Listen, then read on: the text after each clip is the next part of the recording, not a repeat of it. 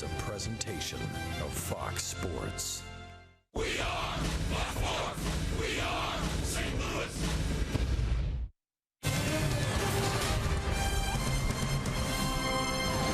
This is St. Louis Cardinals baseball. And Cardinals baseball is presented by Academy Sports and Outdoors. The road trip continues. Third stop, 3 cities. This is Citizens Bank Park in Philadelphia. It's game number 1 of a weekend series. St. Louis Cardinals, Philadelphia Phillies. And with Tim McCarver along with Scott Warman, I'm Dan McLaughlin. Great to have you with us. And this has been a banged-up Cardinals team. So many guys, Tim, as we've talked about on the DL. And through it all, this team has a very good chance to head to postseason play. They have a quarter of a season left to play. They played 120 games, and I'm not too sure, Dan, that Cardinal fans have not given this team enough credit because they have been about as resilient as they've been in decades. All right, it's been fun to watch. It's Adam Wainwright getting the call tonight for the St. Louis Cardinals, and home runs aplenty in this offense. Cardinals lead the National League in home runs. Does that continue tonight? We'll find out. Game 1 comes your way next.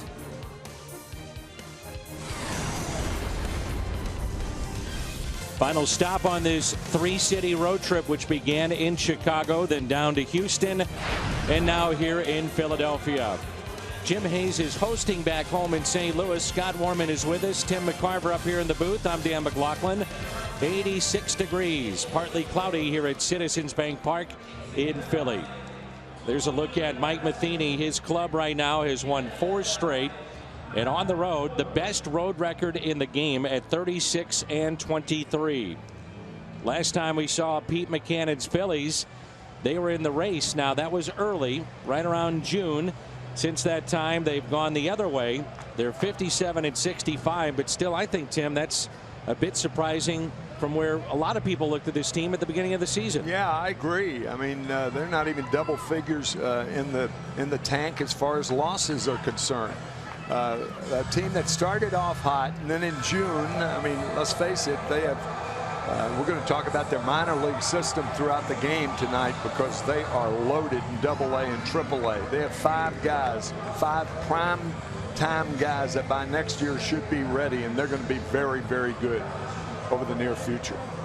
Looking at the Phillies this season, 4th in the National League East.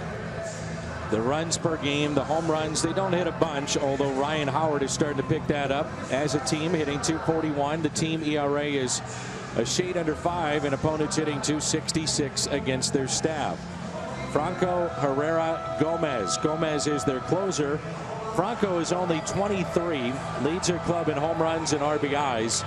He's their third baseman. Herrera, a former Rule 5 pickup from Texas, and a nice player in center. Yeah, Franco, as a matter of fact, speaking of home runs, he beat the Dodgers with a 2-run blast last night to center field. Did he hit it forever? There's a look at Franco. And one of the stories with a St. Louis tie-in is Ryan Howard. Now, we know that Howard just destroys St. Louis pitching, and now he's starting to hit, especially against the righties. .419 average here in the month of August. 5 home runs. He's driven in 13. 26 years or younger. 94 of the 122 starts they've had. So their young group is trying to put things together. And their record from May 26, and that was about the time that they saw the Cardinals through June 22nd. Only 4 wins in that time. Now on the other side, this is a confident bunch coming into this game here tonight. Now Brandon Moss was originally in the starting lineup. He is out with flu-like symptoms. Cardinals say he could pinch hit late in this game. That could be big because the Phillies do not carry a lefty in their pen, and we know that Moss has really hit the right-handers well. Yeah, we talked in the opening about the Cardinals' resiliency, and they have certainly, we didn't say, now keep in mind, we didn't say they had the best club that they've had in years, but certainly their resiliency can match any team over the last 2 or 3 decades. So the Phillies take the field on this Friday night here in Philadelphia at Citizens Bank Park. A look at the Cardinals lineup with 9 home runs in their last 4 games. Tommy Pham will lead it off, followed by Steven Piscotty, leads the club in RBIs. Matt Carpenter Then Yadier Molina moving up to the cleanup spot. Johnny Peralta, Jed Jerko, Randall Grichuk, Colton Wong, and the pitcher Adam Wainwright. Adam Morgan, a left-hander, getting the call for the Phillies. It's been a tough year for him. Boy, he won his first start, and then he has lost 7 in a row. You have to go back to the year 2000 when Omar Dahl, a left-hander for the Phillies, lost that many games in a row. Not a hard thrower, 91 tops, good changeup, hangs some breaking balls. Home run ball is a problem, and we'll check with the Cardinals tonight because they have been hitting home runs in bushels.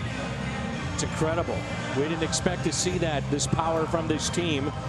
John Mozeliak will tell you, I did expect it, but many that followed the club in spring training did not. Bill Welke will call the balls and strikes. The crew chief, DJ Rayburn down at first, Tony Randazzo at second, Pat Hoiberg is at third. Go around the horn. Altair is in left field, Herrera in center, Borges, the former Cardinal, in right. Franco, Galvis, Burris, and Howard along the infield, and Carlos Ruiz, one of the mainstays from their championship club, is behind the plate. You know, Tim, you were talking about the young talent the Phillies have. They only have commitments on the books to 4 contracts beyond this season. That is it. Wow, that's great. So if they want to go out and spend some money, they can do that too. So, you know, you like to be fertile in both areas. You like to have young players that you can go to, or if you need that piece where you can go out and sign a free agent, you can do that too. Here's Tommy Pham, and he'll lead it off looking at a strike, hitting .360 in the month of August. The Hyundai pitch arsenal, fastball, slider, and change.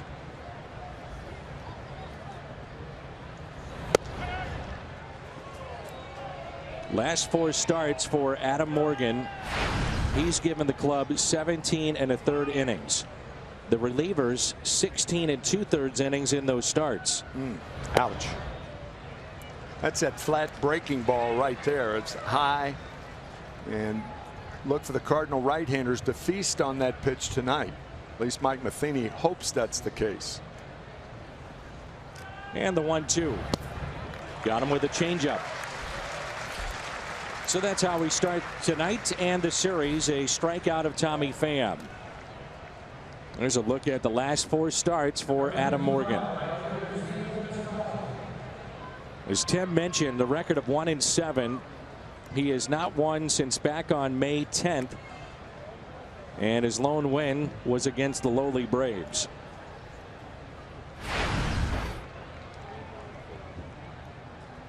No, it's hard to call any team lowly at this point in the season because you're going to have to look at the Cardinals. The last homestand, they lost 2 out of 3 to the Braves. Right.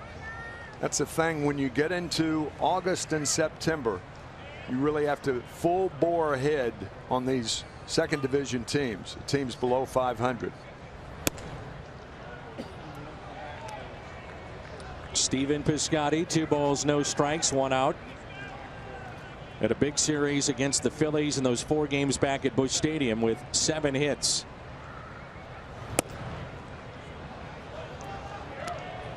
Adam Morgan made his major league debut against the Cardinals June 21st of last year. Went 5 2/3, 6 hits, gave up a home run to Johnny Peralta. And it's a 1-out walk.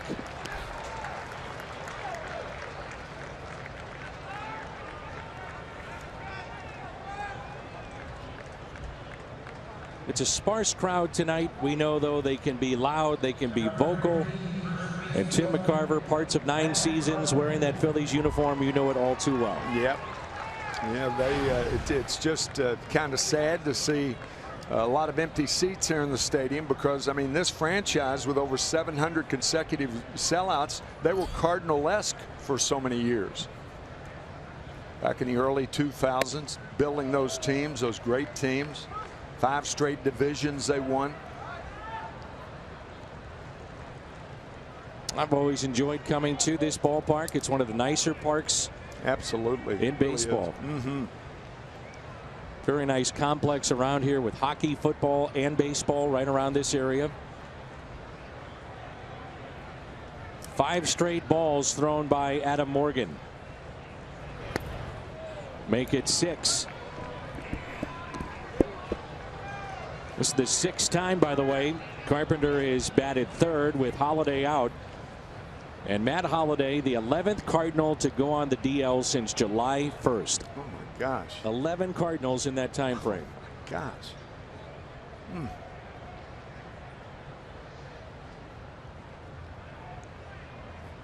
Here's a 2-0 pitch to Carpenter. And that was not a real problem the first 3 months of the season. I mean, everybody was saying, well, at least the Cardinals are healthy this year. Sure. And then boom, boom, boom. It just came so suddenly. That does not even include a Lance Lynn, who was on the DL to start this year with Tommy John surgery. And he may make a late push for the Cardinals as he'll make his 2nd rehab start tonight in the Gulf Coast League. 2-1 pitch to Carpenter instead of check on the runner at first.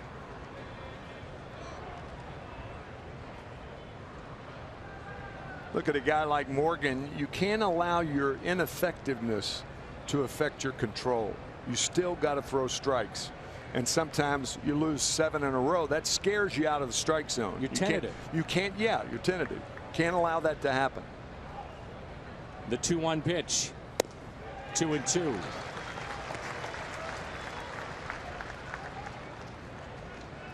Morgan pitched at the University of Alabama in the SEC. That's where his dad went to school and pitched there as well. A 3rd round pick back in 2011.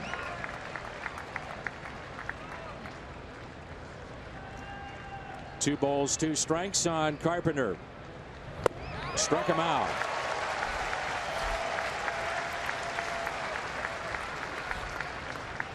Looked like a cut fastball to Matt Carpenter on the outside part of the plate, and a good one.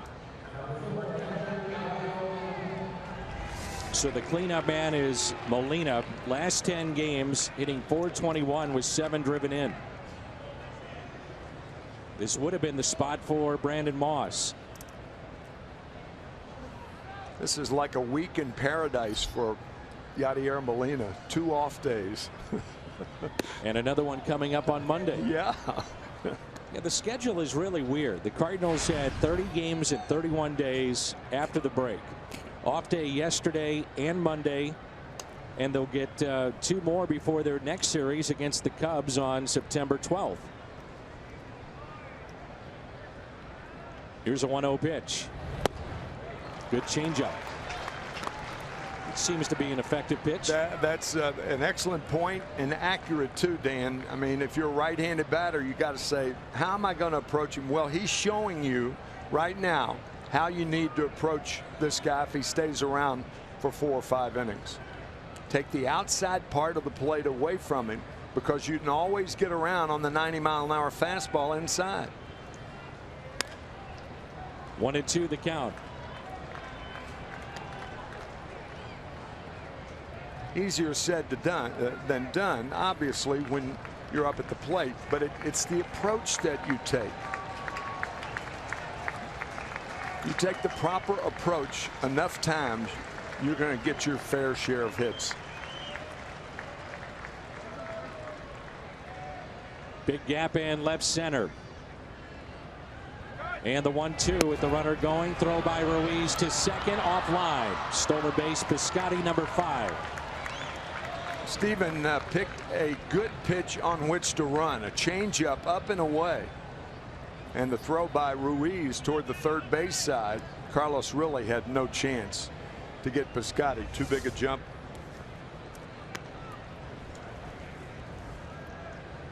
He's done a very nice job in throwing out base stealers this year, 41%. He's been a good catcher for a long time. Sure has. Not Molina-esque, but a good catcher. 2-2 the count on Molina. Leads all catchers in doubles with 26, 3rd in hits in Major League Baseball.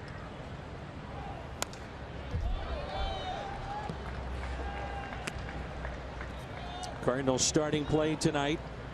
2.5 games back of San Francisco in the wild card for the top spot The Giants have a tough stretch of games coming up. 11 games in the next 15 against teams that are well above the 500 mark. They have not played well in the second half at all. They have 9 more starts against the Dodgers. Their arch rivals. And who knows, Clayton Kershaw could be back too. Maybe. Yeah, the pitching for the Giants. Gee, bullpen problems. Big and even time. the starters, with the exception, of course, of Madison Bumgarner.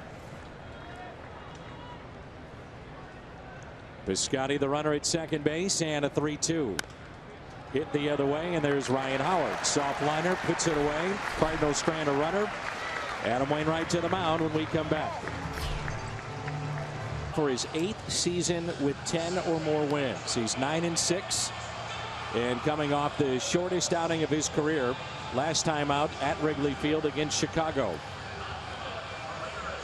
It'll be Herrera, Galvis, Altair, then Franco, Howard, Ruiz, Borges, Burris, and Morgan in the lineup for the Phils. How many times do you have a chance, Dan, to say this, that Adam Wainwright is 4 wins away from tying Dizzy Dean? It's amazing. On the all-time Cardinal list. And Tim, when you start to look at the strikeouts, the innings, the games, the starts with Molina behind the plate. His time in the bullpen in the early part of his career. He's become truly one of the great Cardinal pitchers ever. Mm-hmm. Well, the first pitch taken for a ball. From the curveball to Carlos Beltran. That's where he made his mark, and he's built upon that since then. I was talking with him the other day about that moment. He said it's hard to say that not closing out a World Series, that not being your best moment. But he said when you go back to that confrontation with Beltran, best postseason player, he said, of his era, and strike him out with the game on the line, he said that's probably my best moment. He's been influential with so many of these players too. Here's a 1-1 pitch to Herrera. Pitch sharply into right field for a leadoff base hit.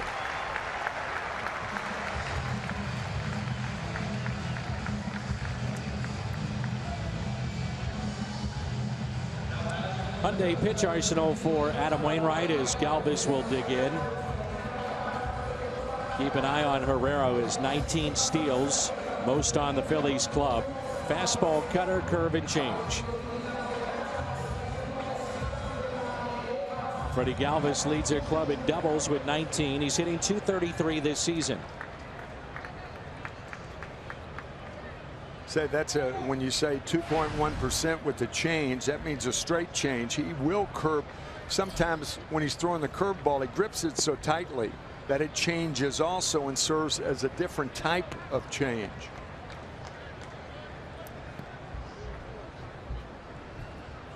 The harder the grip, the slower the pitch. It's important to remember when you're a fan and viewing our telecast. Hope it helps out. Cheating in at third, it's Peralta, and that's driven out to right center field. The pitch that was up goes all the way to the wall. Galvis on his way to second. Herrera being waved in. He'll score, and it's 1-0 Phillies.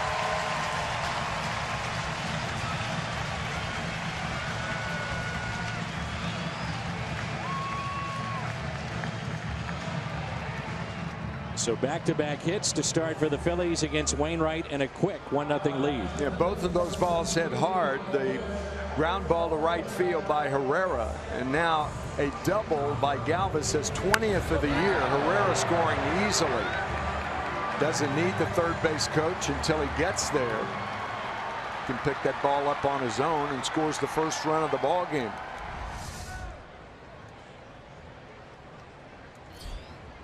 This young man is a neat story. Born in Germany, actually played for the German national team in the World Baseball Classic. His mother was stationed in Germany, part of the armed forces of the United States, and his dad, a pro soccer player in Germany. Yeah, he has a German name, Alter.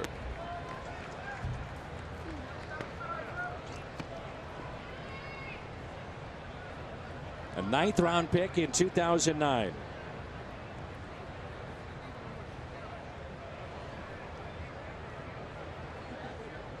1-1 pitch.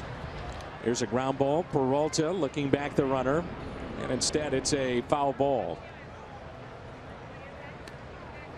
Freddie Galvis had a good idea at second base. He was ready to go to third base on the throw by Peralta that never happened because Johnny's fielding the ball thinking that it did not hit his foot and he was going to first base. But it would have been a very good base running play had Galvis, after the throw, tried to go to third base. Here's a 1-2 pitch. Molina sets up way outside. The cutter and a ground ball hit to Colton Wong. Runner advances to third with 1 out. Aaron Alter will have high fives in the dugout for getting the runner over. That was a slider away or cut fastball away. Alter going in the Phillies dugout. Don't see too many teams that give guys a high five on moving a runner anymore because it's so seldomly done. Round the horn presented by Dobbs. Pham, Grichuk, Piscotty in the outfield. Peralta, Jerko, Wong, and Carpenter on the infield. And Molina is behind the plate. The infield is brought in here in the first. Franco leads their club in RBIs with 71. Has really struggled recently against right-handed pitching. We'll see if that trend carries over to tonight here in Game 1. Outfield is straight away.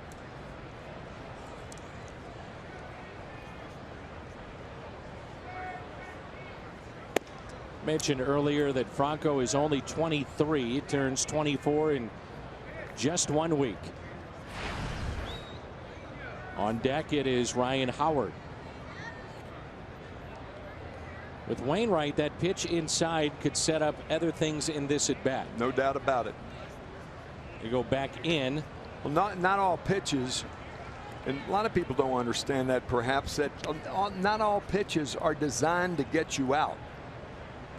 Most pitches, or often a pitch, will be designed to get you out later, and that's what the two inside fastballs to Franco did.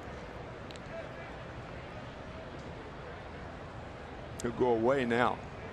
2-1 pitch. Curveball, hung it, and a foul ball. And that's why Freddie Galvis was in foul territory. You don't want to lead off a third base in fair territory because obviously if the ball hits you, then the batter is out. You ordered a base hit, but you don't budge. You're still at third base, so you lead off in foul territory. Freddie doing a little Olympic maneuver by looked like a hop, skip, and a jump. Yep. Here's a 2-2 pitch with the infield drawn in. Chopper to Wong, play at the plate. They have the runner hung up. Molina with the tag and a big out. The second here in the bottom of the first. I'm a little surprised that Pete McCannon would put a contact play on with Ryan Howard coming up. You know, he's been red hot. You mentioned that, Dan. Red hot in August, batting over 400. Hits the Cardinals for a ton, and I don't know. I'd rather see him. You know, you take your chances. I'm not too sure that was the right chance at that particular time. Well, Ryan Howard in his career against the Cardinals, 68 games. His average, .335, 23 home runs, 69 driven in those 68 games. I think he likes hitting against the Cardinals. I'll say. Wow. Good pitch, tailing away for a strike. But again, those two inside fastballs came back for Wainwright. Very effective the way he pitched Franco, because he got him out with that cutter away after coming inside a couple of times. Big breaking ball and a strike. Feather of a curve, wasn't it? Oh.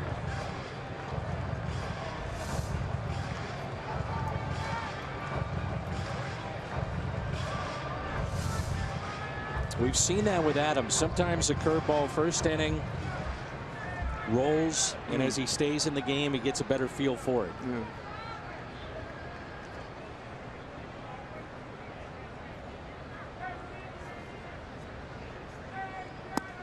Little cutter, and he went. Strikeout of Ryan Howard. 85th time he has struck out this year. Phillies grab an early lead. It's 1-0 as we head to the second. It's our BJC Healthcare difference maker. Guess you could tag that with a tale of two Adams on this eve in Philadelphia. Ooh, even added the eve. Well, they're just so much fun to do that. For one of us.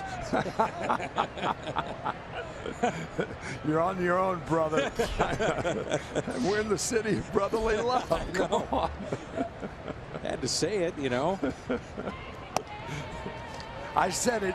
He said it. I didn't. One of my favorites is here. That's the Fanatic. Oh, he's fabulous. Lightens everything up. It's hilarious. He is wonderful. Here's Johnny Peralta, homered against Morgan. His major league debut last year. 1 ball, 1 strike. Morgan at home, an ERA that's near 7, 3rd worst in baseball. There's that changeup again, low and away, 2-1 the count. I'm assuming you enjoyed your time here in Philly. I did. Yeah, they love it when you try hard, and that's all you have to do. And I've always said that about, I mean, this fan base here has the worst reputation perhaps of any major league city, and it's unfair. I mean, these people are with you on the field, and if they know you're busting it day in and day out. That's well hit. Left center, and the catch made. How about that play? It was almost like in slow motion, wasn't it? Yeah. Ball hung up there, too. Yeah. I thought it was going to get down. The ball hit well, but had a little too much hang time. And Alter tracks it down. You played on some pretty good teams, too. Well, I'll say that the 76, 7, and 8 Phillies, division winners, losing to the Reds, the Big Red Machine in 1976. And then the Dodgers losing Game 3 on Black Friday. They referred to it here in Philly. That was with a 2-run lead, and no defensive change was made in left field. Greg Luzinski normally replaced by Jerry Martin, and the Dodgers came back to score 3 runs after 2 were out and nobody on. And I've never heard a stadium any quieter than the Vet was that afternoon. Black Friday, 1977, and then went on to lose to the Dodgers the next year too. Jerko pulls it foul, and it's 1-2.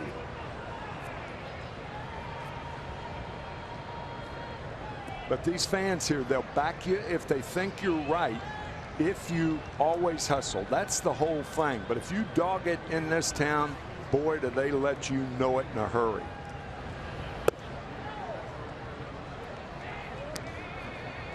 Charlie Manuel then after that, after some down teams, they put together that great run we talked about earlier. And they win the World Championship in 2008 over Tampa Bay. 2-2 pitch. Had him out in front, and it's popped up on the infield. The changeup again. The shortstop Galvis puts it away for the out.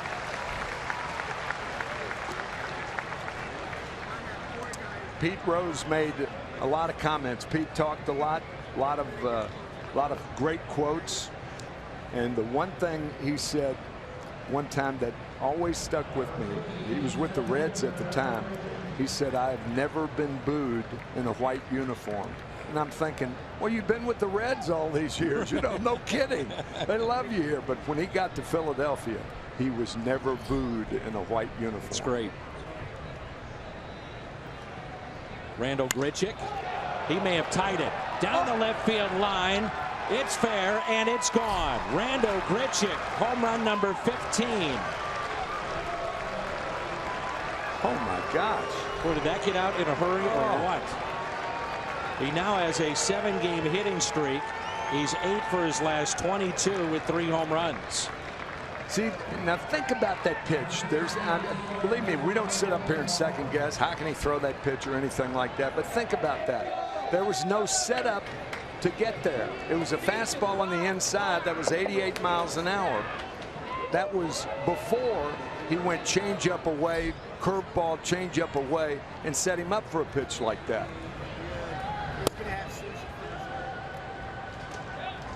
It is so intriguing to watch this young man play. Well, first pitch, inside, cutter. No doubt about it. And I say intrigued, Tim, because that's now his 66th hit this year. So a total of 66 hits. 35 have gone for extra bases. I think intriguing is the right word. Man. Ouch. Foul ball.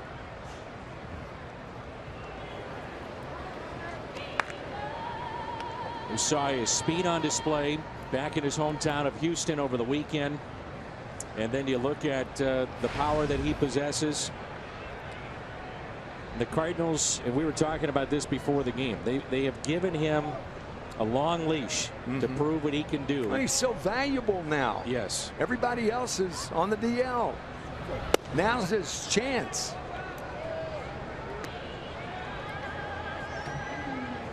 Again, he's given that chance. I mean, no team's been more patient with Randal Grichuk, or in anybody, any other player that I can remember, than the Cardinals have been with Randal Grichuk. There's Ryan Howard. Steps on the bag, and the ground ball off the bat of Colton Wong. Randal Grichuk, home run number 15, RBI number 43. Ties it up. We head to the bottom of the second. 1-1 here in Philly. Third member of our crew, and that is Scott Warman. All right, Danny, thanks so much. We just saw Randal Grichuk with the home run there, and you talked about at the top of the show the power surge of this baseball team, Danny, as the Cardinals are on pace to have the second most home runs hit in a single season in franchise history. We asked Mike Matheny about this before today's game, if he was surprised. He said not completely, but he credited his vets from last year to this year doing a much better job at the plate. Also, the young guys maturing throughout the season, and Danny also gave a lot of credit to hitting coaches John Mabry and Derek May. Well, they're coming off their 8th consecutive multi-home run game. That is a franchise record in that regard. Ruiz at the plate. Tim, they have 10 different players with 9 or more home runs. That's a franchise record. You go up and down their roster, and they have so many. If they get another home run in this game, that'll be a National League record. They've now had 50 hits since the All-Star break. That coming in bunches, and Mike Matheny hopes that continues, obviously. Here's a 1-2 pitch. Makes you think about, you know, if you do get in the playoffs, a team that can hit for power and how dangerous that team could be. You know, strike quickly, sure, big innings. And it's something that every team is looking for. They're looking for power. 2-2. Cutter just missed. Yeah, more than any other year, certainly recently, what the Cardinals want to do is get to the playoffs. They don't care if they're scrap, claw, crawl, do anything they can to get there, because a month ago nobody was talking about that. No. 3-2 pitch. Ruiz pops it foul and out of play. A ton of injuries last year, but the pitching was so good. Historically good. Best since 1968 collectively with the ERA. Pitching has not been to that level, but the home runs have been way up. A lot of injuries with that club a season ago. Ton of injuries again this year. And Scott was talking about those home runs. Brandon Moss finally healthy with the hip surgery removed from that well over a year now. He's hitting home runs. Grichuk's in a groove. It's fun to watch. Hit to short. There is Jed Jerko. Take a look at Tim McCarver's Toyota keys to the game. Keep that momentum going. Randal Grichuk certainly did his part. Home run tying the ball game. You know, the perfect winning combination is when you can't explain it as a player or as a team. What's the difference now? You're here journalists, you hear announcers. What's the difference now? Then I don't know. That might be the best answer for a player to give. I don't know, because they're not thinking about it when they're doing it. Just happens. Yeah. One of the great, in my view, one of the great responses that Randall Grichuk could always give his question answers is, I don't know. Right. I'm not kidding you about that. Or you just, where was that pitch? You know, I don't know. Borges slaps it down the right field line, and we know he can fly. On his way to second. Borges to third. Relay is not in time. Peter Borges leads a club in triples, and that's his 6th this year. And the right time to do it with 1 out. You'll take that chance to make the 2nd out at third base. You don't want to make the 1st or the 3rd out, but with 1 out, that's when you try for the triple if you have a chance, and he makes it. And boy, I'll tell you, this situation has squeeze written all over it. Well, do you pitch around Burris and deal with Morgan, who is 1 for 18, and let him have the responsibility of trying to get that bunt down, potentially? Gosh, it's Burris's first at bat in 2.5 months in the big league. So I say no. I say go right at him. Infield again is drawn in. Tied him up. Good cutter. Strike 1. Cesar Hernandez took a foul ball off his foot, so that's why he's not in the lineup. So Burris is at second base.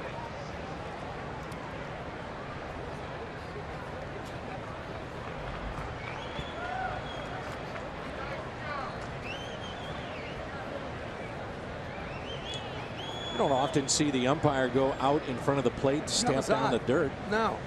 So Molina with glove signs to Johnny Peralta at third base. Don't know what that was. Showing bunt and a foul ball held on to by Molina, and it's 0-2. That's a safety squeeze. Why a safety squeeze with the infield in? It's an odd play. You're either going to have a suicide squeeze or no squeeze at all. You don't safety squeeze with the infield in. Comes a matter of the infielder beating Borges with the throw to home plate.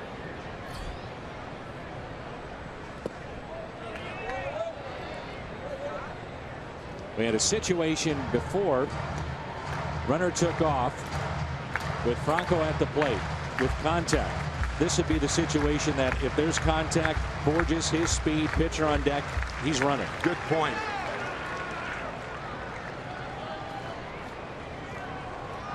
The thing is, he's not off far enough. You've got to get off as far as the third baseman, though, if you're going to make that work. Struck him out on the outside corner.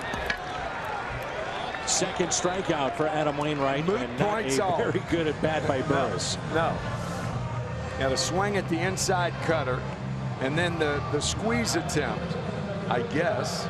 And now he takes the breaking ball on the outside part of the plate. You know, I agree it's a safety squeeze, and it almost looked like he was doing it on his own because Borges wasn't coming down the line. Yeah, but if you're doing it on if you're doing it on your own, the guy at third's got to know. Exactly. Because he's got to run. Of course, he went through the ball anyway. It was a situation where the hitter just did not have a clue about what was going on.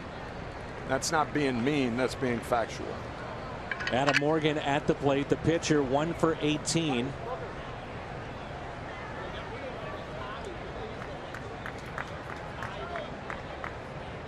So the Phillies have wasted a couple of golden opportunities to have more than just 1 run.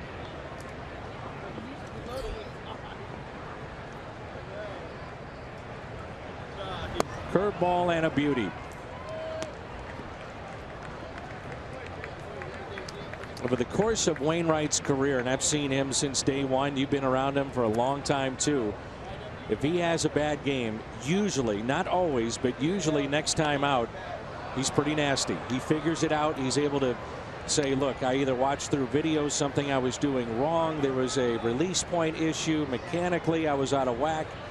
But he's able to fix that very quickly, usually. There are some baseball players who are very intelligent, but they don't have baseball sense. Right. Wainwright has both. He's an intelligent guy, caring about the world around him, and also he can apply that to baseball and make it work, make it fit. What am I doing? Where do I need to improve? All the things that go into the questions of a successful major league starter. Here's a 1-2. Curveball and struck him out. Back-to-back strikeouts and pitches out of the jam. Borges left stranded after his triple.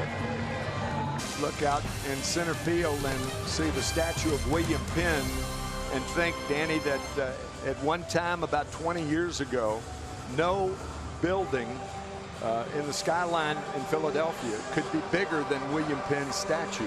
And now they're about, let's see, Willie Penn's to the right, pan right, guys. There's the Budweiser rooftop.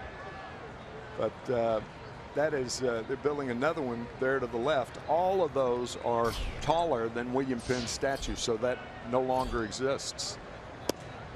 Strike 2, Wainwright.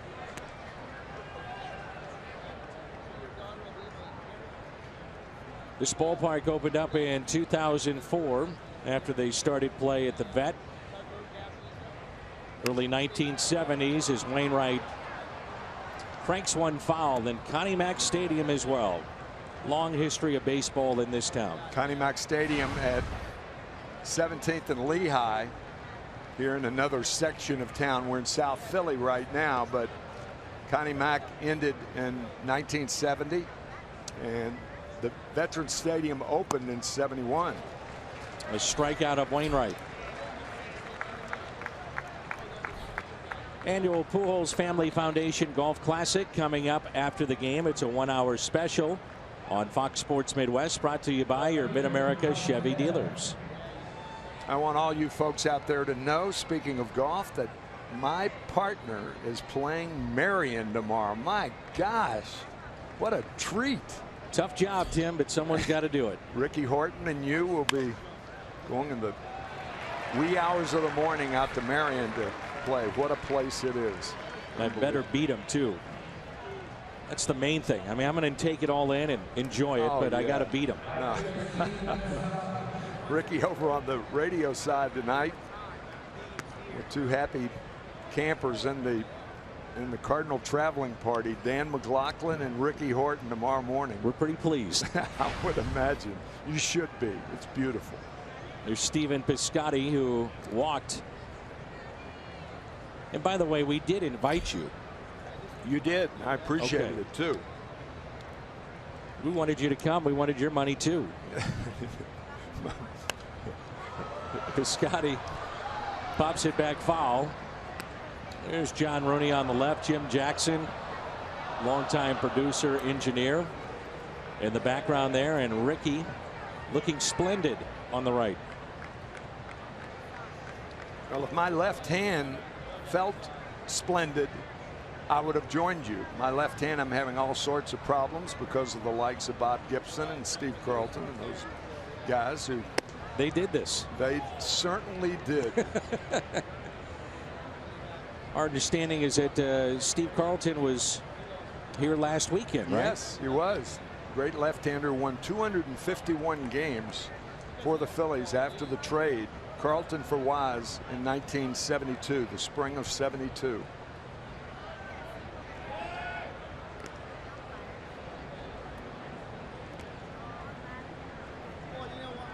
Mike Schmidt does the weekend home games on the television side for the Phillies. He'll be here tomorrow and Sunday. 1 ball, 1 strike.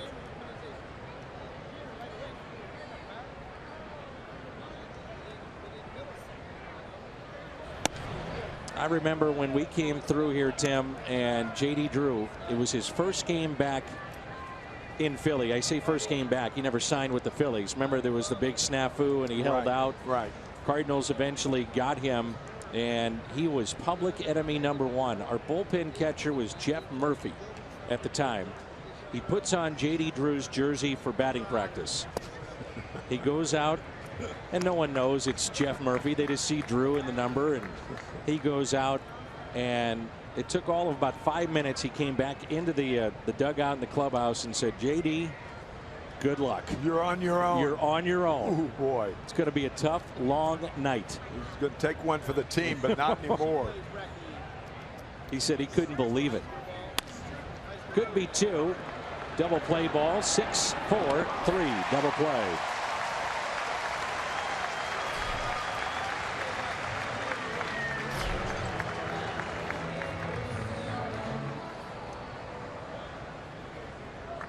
All right, do you have a good place to go get a Philly cheesesteak? Got about 30 of them. They're all pretty good. 30 choices. Geno's. Got to go to Geno's. Jim's is awesome. I'll tell you a great one. D'Alessandro's out on Henry. I'm telling you. In many ways, nothing beats a Phillies cheesesteak. The clubhouse here. Yeah, you were talking about that today. Oh, yeah. he's unbelievable. Yeah.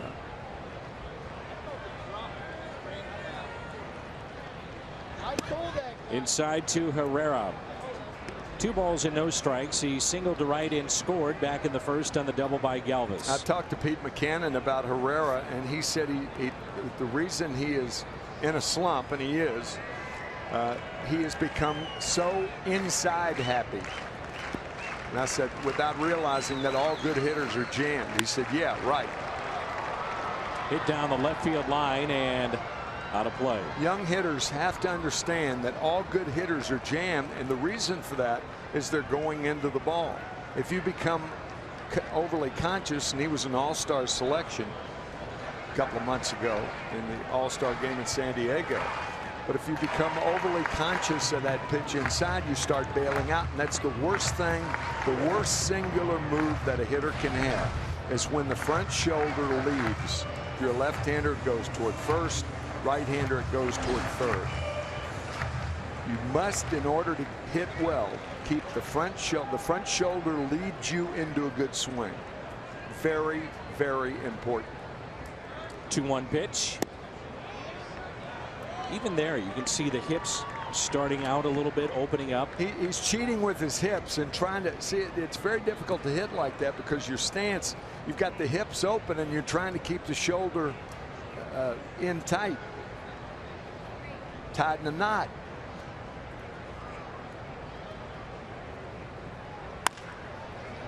There's a ground ball that's hit to Colton Long, and that's the first out.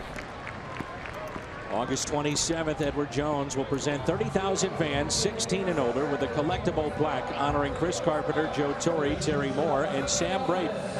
They all will be inducted into the Cardinals Hall of Fame earlier in the day. Get your tickets at cardinals.com/promotions. I think a good example of what you're talking about to an extent is Jason Hayward. When he was with St. Louis, one of the things that they tried to get was the lower body in sync with the upper body. So he would dive with the upper body with the lower body being open. He'd dive in towards the plate, lower body be open. And it would tie him in knots. Couldn't hit. Broken back ground ball hit to second. That was particularly true in the first half of the season for Hayward last year. Got on track, but we've talked about it when the Cardinals played the Cubs. I mean, with Hayward's many problems that he had with the bat, there's no way we would have made that deal. $184 million over 7 years. No, I don't think so. I mean, I've always said the guy, you know, get as much money as you can, and good for you. But if there was an organization that ever overpaid for a player, it was the Chicago Cubs. Curveball and a strike. And just think if the Cubs were going bad, the pressure on Jason Hayward. Oh gosh. I mean, right now they're playing great baseball. That's a very good point and accurate. Pulled foul. I mean, the pressure on him would be incredible, which I'm sure he's already feeling the pressure, clearly. Yeah, a little bit. But not nearly as much when. Well, wait till the postseason. Yeah. Now what happens? Right. And if he has a great postseason, all's forgotten. Yeah, it's true. 0-2 pitch. 1-2. Altair grounded out to second base, first time up. That would advance Galvis to third with only one out. And with 4 and 5 in the lineup coming up, they could not bring him in. Ground ball, 3 ground ball outs. There's Jed Jerko, and he makes the play. We head to inning number 4. The Cards and the Phils. 1-1. Matt Carpenter will lead it off, followed by Yadier Molina and Johnny Peralta.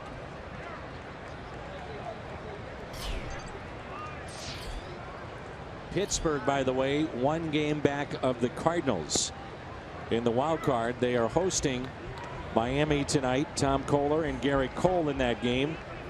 Mets at San Francisco later. New York 4.5 games back of St. Louis.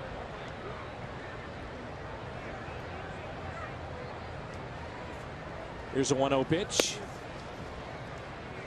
1 ball, 1 strike. Remember that press conference that Terry Collins had about 10 days ago when he aired the Mets out for lackadaisical play? You don't see that much anymore. Waiting for Cespedes to get back and maybe catch fire again. Carpenter rips it foul. Now, there's a difference in losing and losing when you don't look like you're trying. You probably are trying, but you're not trying the way your manager thinks you should be looking when you're trying. And players know that.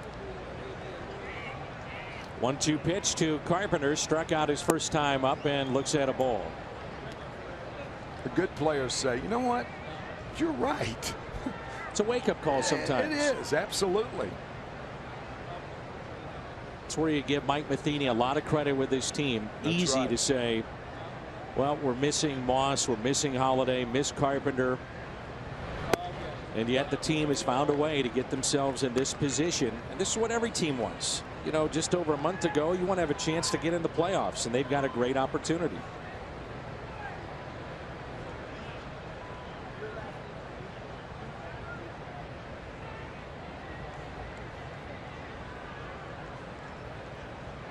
Three-2 pitch. Hit out of play. I think it would be fascinating with a 1-game playoff. Who would start that game if you're the Cardinals? Now, there's a lot of factors. Who are you playing? Are you playing at home, road? Who's rested? Who's the hot pitcher? But Wainwright, with all the built-up moments that he's had over the years, big game pitcher. As Carpenter yanks it down the right field line and foul. Or a young gunslinger like Martinez, who was terrific 2 days ago. Well, Martinez would be the talent there, but I'm not too sure you're going to go for talent necessarily. I think I'd go, all things considered equal, I think I'd go with Wainwright. But you don't know. I mean, that's putting the horse before the cart. Oh, yeah. Carpenter with a fly ball into right. There goes Borges, and on the run makes the catch.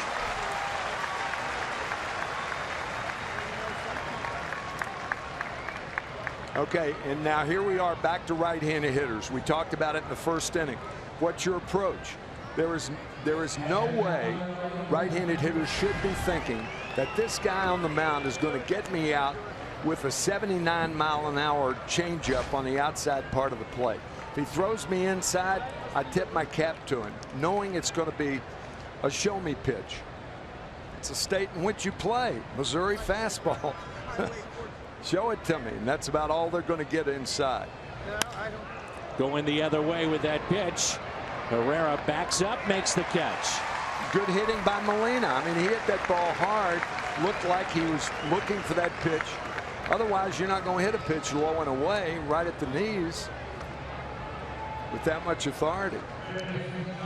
The Cardinals schedule next 6 series, including this one with the Phillies. They've got the Mets, Oakland, Milwaukee, Cincinnati, Pittsburgh, then Milwaukee again. Of those teams coming up, only one right now is above 500. Something to think about. The Cardinals have made a habit of beating up on the sub 500 teams this year.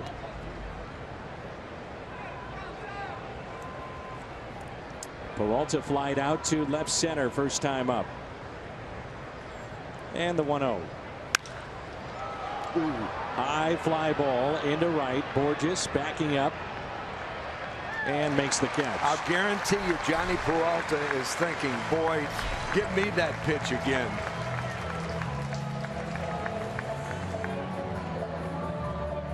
Hitters, what about the approach by the Cardinal pitchers? Cutter, last time up, DeFranco was a strike away, and then 2 fastballs in off the plate. That's the second one to count 2 balls and a strike. Breaking ball hit hard, and now Wainwright feels comfortable along with Molina to go away. They get the ground ball and they get the out of the runner at third base. So you've seen the approach by the hitter of the Cardinals and the approach by the pitcher, Adam Wainwright. Here is Franco, and he looks at his strike. And nothing is foolproof, I might add. I mean, you know, yeah, I mean, that's what you're doing. Sometimes the guy beats you. He beats you in your thinking, and you just tip your cap. Sure. It's a beautiful game, though. That's what makes it fun. It really is.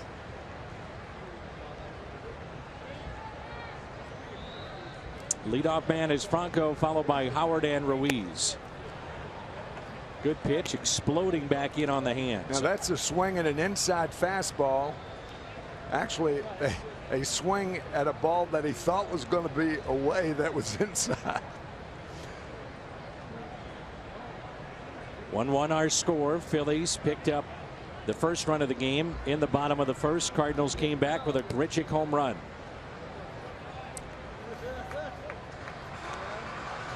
It's, you know, the game within a game. You know, Yachty's such a terrific catcher, great handler of pitchers, and the confidence that Wainwright has with Molina.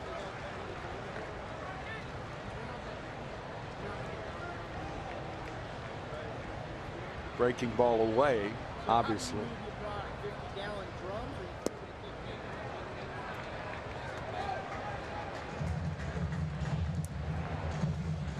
2-2. 2 strikes is the best time to throw hitters inside, depending on how you got there. This is going to be a cutter away. Now a pitch inside is not a good pitch. You should already have your approach to where you made the hitter aware of the fastball inside, so you're going to go away. Cutter. 3-2 pitch. Hit in the air out to center field. Grichuk under it. 1 out. Not trying to be too philosophical or too sophisticated or anything, but what are good times for a pitcher to try to crowd a hitter? 0-2, 1-2, not 1-0, 2-0, 2-1, because that's when the hitter looks in those counts. He's looking in that area where he can hurt you the most. And most of the time, that's an area that's inside. Now Ryan Howard. The Phillies hold an option on Howard's contract for next season. Good changeup. And that will not be picked up. And Howard has said that he wants to play beyond this year. That would have to happen more than likely in the American League. Maybe a left-handed designated hitter against right-handed pitching. Start out like that, because I don't think anybody's going to pay him more than $2 or $3 million. Now, I'm not just putting that away, but more than that to be a full-time DH. I don't think he's effective against left-handed pitching anymore. Well, really, you look at it, Franco struggles against the righties. Howard against lefties. And against this right-hander tonight, he's 0 for 2 with a pair of strikeouts. It's the best curveball that Adam Wainwright has thrown tonight. This ball had a lot of bite on it. I was trying to think earlier, Tim, and maybe with your great baseball memory, you would recall this, but St. Louis natives. We're going to try to look this up this weekend. But just great players that have come from St. Louis. Ryan Howard would be certainly one of the players that you mentioned on that list with a career 376 home runs. He's had a great career. There's no doubt. Oh, no question about it. You know, Yogi Berra obviously comes to mind. Joe Garagiola's had a great run in baseball, broadcasting, playing. But it's just, you know, it's interesting to think about. Sure. Both growing up on the hill in the same block. Joe Garagiola saying he wasn't even the best catcher on his block. I know. Isn't that great? The great line. Ted Williams calling Yogi Berra the most clutch Yankee during that fabulous run. The most clutch Yankee. Rain starts to fall here at Citizens Bank Park.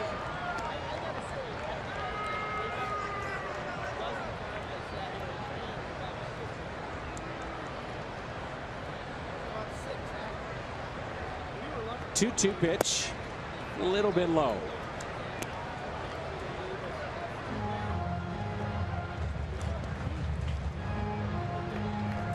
And some of the folks start to head for cover. Rain is picked up.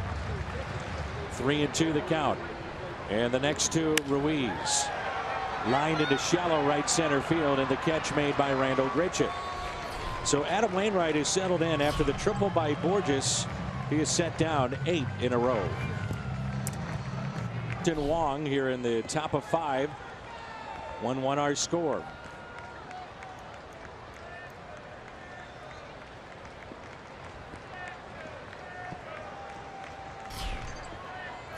$11 home runs since July 18th for Jed Jerko. Second only to Brian Dozier of Minnesota. He has had a terrific second half. I'm not sure how many of those home runs of those 11 were fastballs. I'm not sure either. I would venture to say probably most of them. 8. Yeah, that sounds right. But I will guarantee you that Adam Morgan is not going to show Jed Jerko a fastball on the inside half of the plate. Here's a 1-1. And he did. Lined and a sinking liner that's caught by Herrera. So much for my guarantees. That was a fastball on the inside part of the plate, and he hit a rocket right at guys. You can't guide the ball. Don't throw him that pitch. He hit a rocket, like you said. Yeah. Second inning, here's Grichuk on that inside delivery. Got the hands through, and with that hit, that home run, 1-1 our score.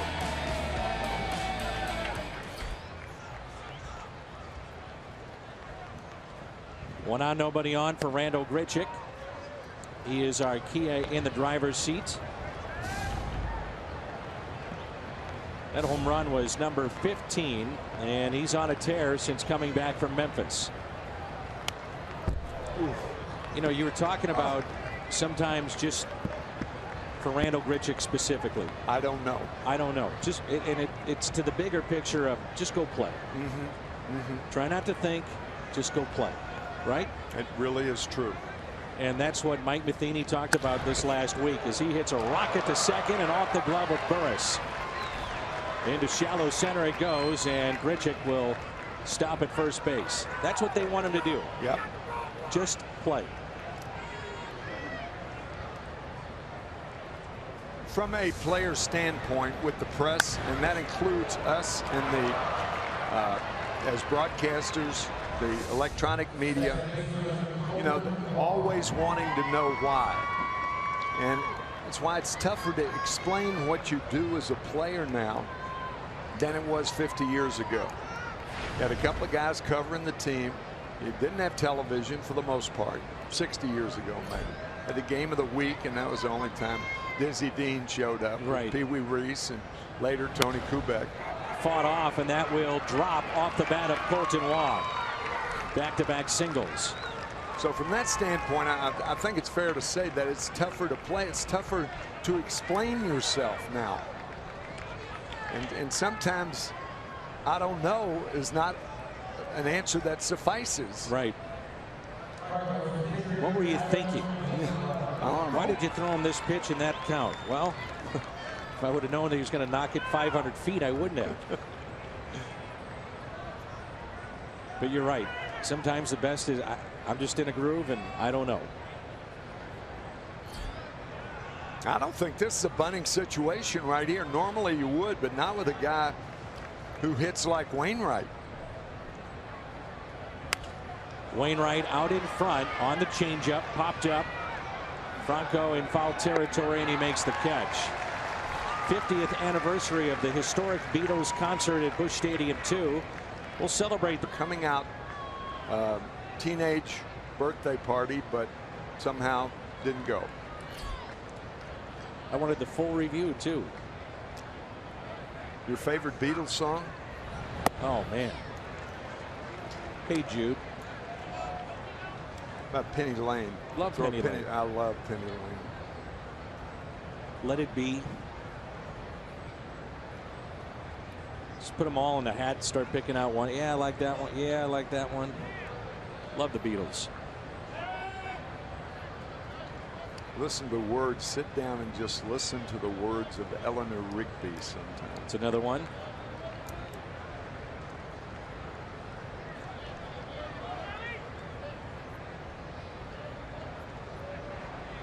Just a very light rain right now here at the ballpark.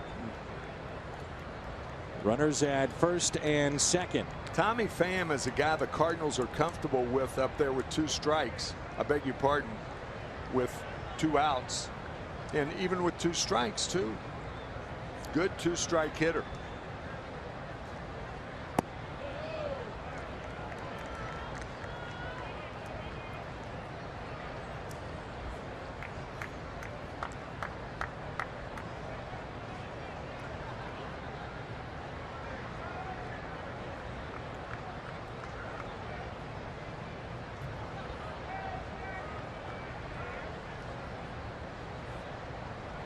Another changeup. The 1-1. Pitch only at 75 miles an hour. You know, you're talking about laying off certain pitches, understanding because of his fastball not being that hard. You know, these hitters have a chance to let that ball get deep. That's right. Waiting and quick hands, the 2 elements of a good hitter. Waiting and quick hands. Fastball at 90 and at the knees to Pham. 2-2. That surprised him. Now the rain picks up again.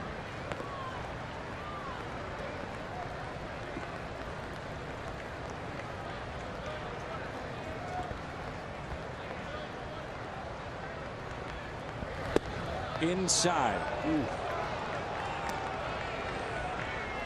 Getty take from Pham.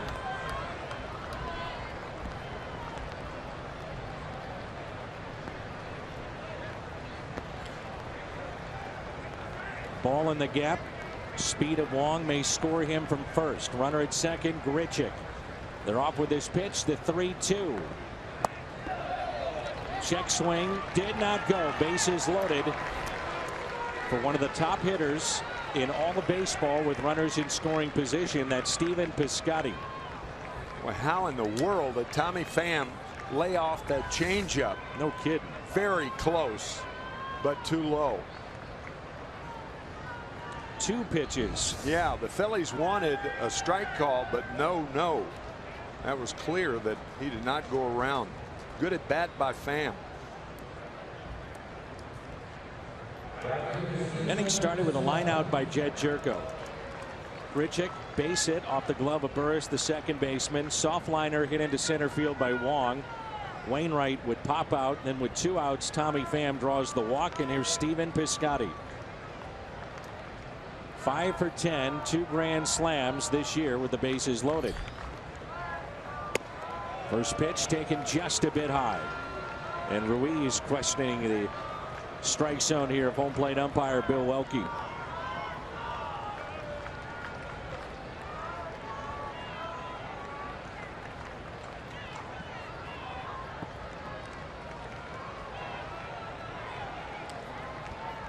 Now I got Beatles songs in my mind playing in my head. Thanks a lot.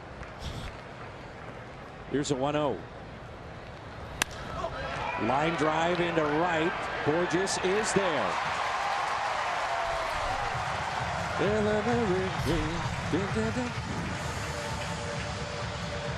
The great scenes that we've seen here at this ballpark with the Cardinals when they beat the Phillies. And Chris Carpenter was a part of that. He'll head into the Hall of Fame with Joe Torre and Terry Moore, Sam Braden. That's August 27th. Coming up at Fox Sports Midwest Live. 3-hit shutout that season in eliminating the Phillies for Chris Carpenter, matched up with Roy Halladay, Game 5 of the NLDS of 2011. The Phillies had won 102 games that year. They had a great pitching staff, and the Cardinals were the big underdogs in that series, and big underdogs in postseason play. At one point, 10.5 out in late August, and a great shot of Chris Carpenter and his emotions after beating his good friend Roy Halladay and eliminating the Phillies. Borges, a ground ball that's hit to short. Jerko gloves and throws, and one away. You may also recall the last out in that game, Ryan Howard. Watch this. Torn Achilles for Ryan Howard. Beginning of this run for the Cardinals, they've been to postseason play every year since then. The beginning of the end for the Phillies on the other side. Skip Schumacher had a terrific at bat against Halladay, and it wound up being a double, RBI, and the only run of that game. It's one of the great games in postseason history for the Cardinals. As you said, Dan, so well, that it was a pivotal game for two organizations. Sure one was. that went in the tank and the other that soared.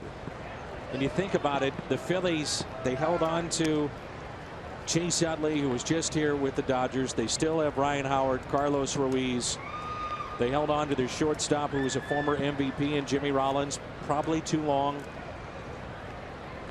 Thinking, can we squeeze one more year out of these guys? Is there little life left? Jimmy, after being with the Dodgers, now with the White Sox. And then released. And then released, right. I don't know if you saw this, but Chase Utley got standing O's. 2 long standing O's. Pete Mackanin, by the way, was none too pleased about that.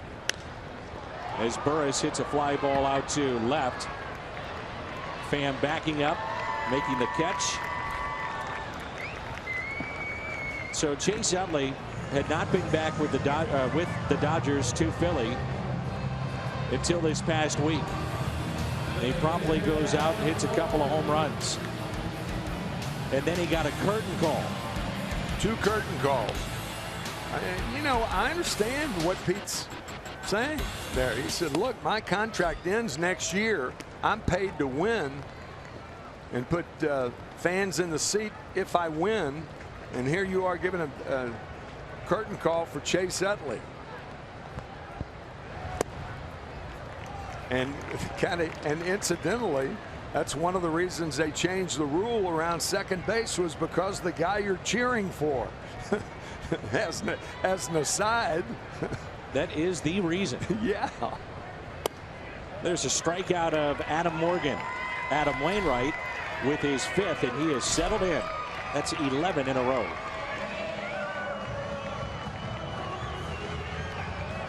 Carpenter will lead it off against Adam Morgan. Didn't see this coming. He's pitched well. Pitching into the 6th inning, as he has struck out 3 tonight. 2 in the 1st, 1 in the 3rd.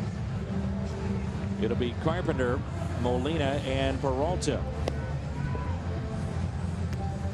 Morgan, in his last start, had to leave on Sunday against the Rockies. He took a line drive off his forearm. He escaped with a bruise. We talked about the last 4 starts, really struggled. Total of 17 and a 3rd. Well, tonight pitching into the 6th as the rain continues to fall here in Philly.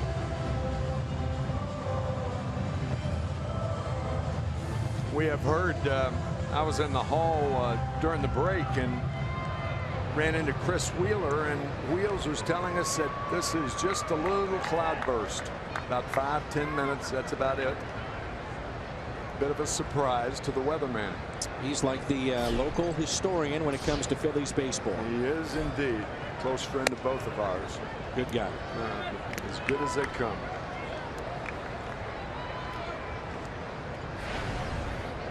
Carpenter has lined out to right, also struck out. 0 for 2 tonight. You know, of any batters that lean back from the waist up with the top half of their body in facing pitchers, I can't think of any in either league that right there. And often it's on the way. It's almost like a timing device. There you go. I asked Carpenter about it earlier this year. I said, where did that start? Because I talked to his dad, who was his coach, and he said, oh, he's been doing it ever since he was a little kid. I said, well, what's the deal with it? He said, I use it as a timing mechanism. So right there, a little back, come forward into the pitch, and try to explode with his hands. It's interesting. Yeah, it is. Because you just don't see that every day.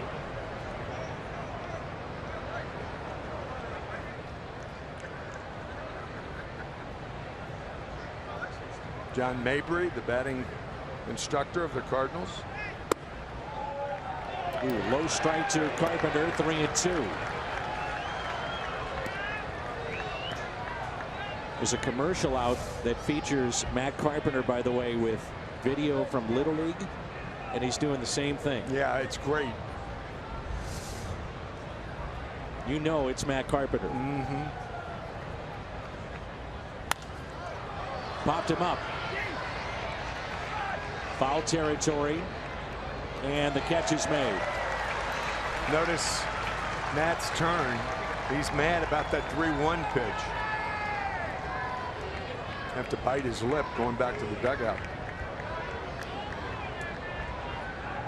We were in Houston this past week. The owners' meetings were there, and then Rob Manfred came in to address the owners on some of the issues of the game, some off the field, some on the field, and it's been really a push for him since day one and taking over for Bud Selig, and that is pace of play. And it's really interesting. He's taking a hard look at what the minor leagues do, which is a pitch clock. 20 seconds from when the ball is called, ball or strike. 20 seconds for the pitcher to get it back, get his sign, and deliver the next pitch. And they've done the studies on this in which they look at major league pitchers.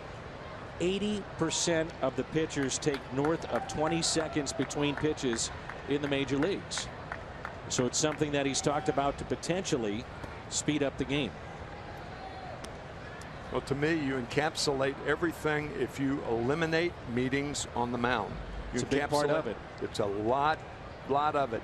The time that is wasted, and the umpire going out to the mound to break things up. That is a key point in my view. 1-1, shallow center.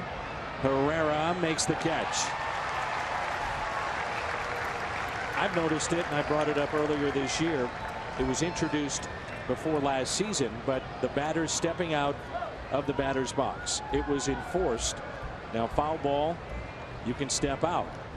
But if it's a ball or a strike, not swinging, you must step in or stay in and cannot step out. Well, Velcro too. The Velcro on the gloves. Skip Schumacher, the biggest offender of that. Well, there are a lot of players, a lot of hitters. After they swing, tear off the Velcro, put it back. Same with two hands. I don't think Peralta does that. And they don't do it when they take, obviously, because of the Velcro holes. But after a mighty swing, you see that all the time. Make better Velcro. I'm serious. Well, he's very concerned, Rob Manfred, of losing the younger fan. He should be. And according to their studies, the average age of a baseball fan is 56.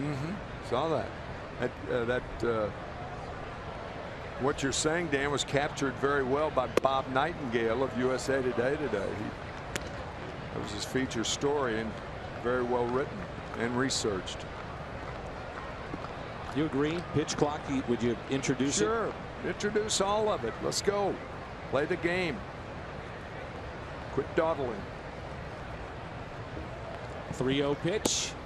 Taken for a strike. See right there what Peralta is doing is within the rules. Took a pitch, stayed in the box, stepped out, of his stance and where he'll stand at the plate, but still within the box. 3-2. I think the Players Association, which well, you got to have the players comfortable. You can't have them, well, get comfortable at a quicker pace. Yeah, that's all the commissioner's saying, or part of a lot of what he's saying. 3-2 is a ground ball that's hit to short. Freddie Galvis on a rainy night here in Philly. Pitcher's duel to Adams. And some ice cream, some scoops. It's 1-1. Well, it's played out in a way, the way that we thought it would, where Wainwright got off to the slow start in the first. Then he settled in. Curveball is improved. And here he is, having set down 11 in a row. Last base hit, a triple by Borges in the second. Top of the lineup, Herrera showing bunt. He's 1 for 2. You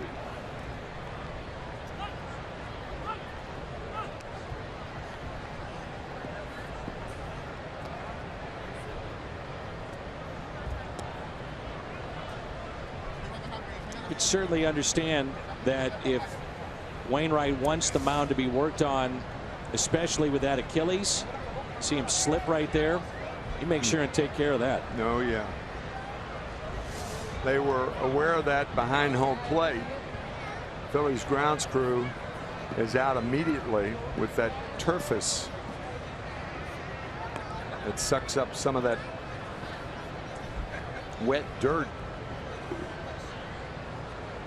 It's a famous day in St. Louis baseball history. 65 years ago today. 43 inches tall. There he is, Eddie Goodell, popped out of a cake. It was game 2 of a doubleheader. The Browns and Detroit. Bill Beck, the owner, Bill DeWitt Jr., now the Cardinals owner. That's his jersey being worn by Eddie Goodell. And at that time, Bill DeWitt Jr. was a 9-year-old bat boy.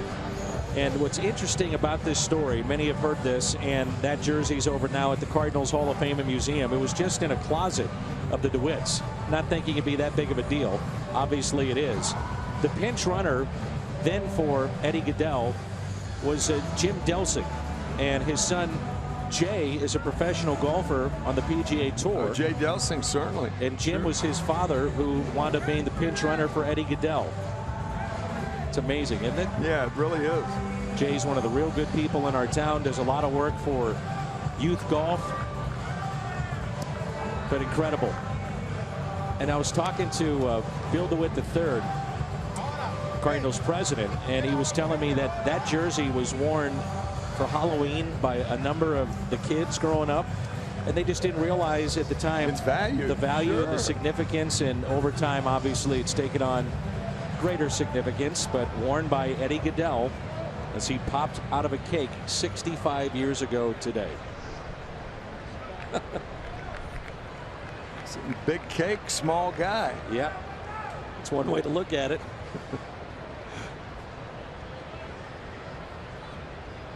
First pitch to Herrera was taken for a ball, and here's the 1-0.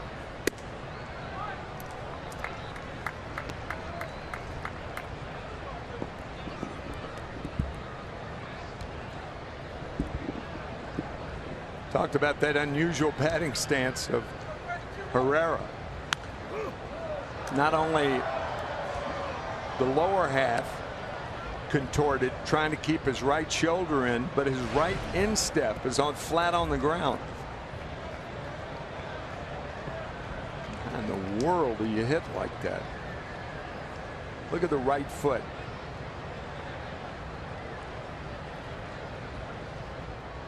Two-one pitch. Take it for a strike.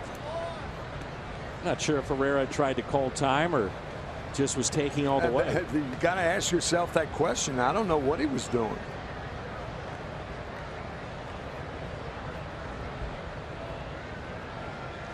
The 2-2. Out to deep right field. Well hit, and it's gone. Herrera with home run number 13. And the Phillies go back on top. It's now 2-1.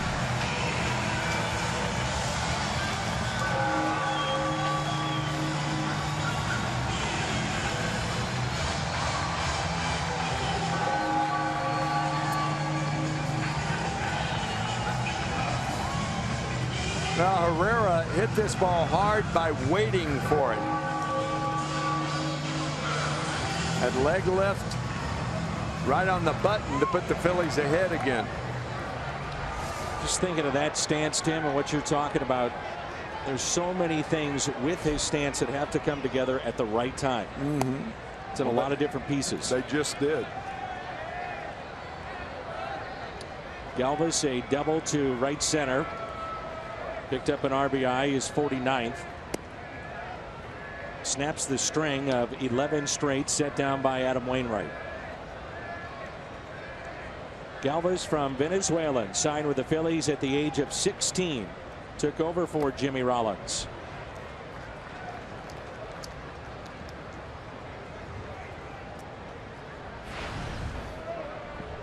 Idolized Omar Vizquel, the great defensive shortstops of all time. 2-1.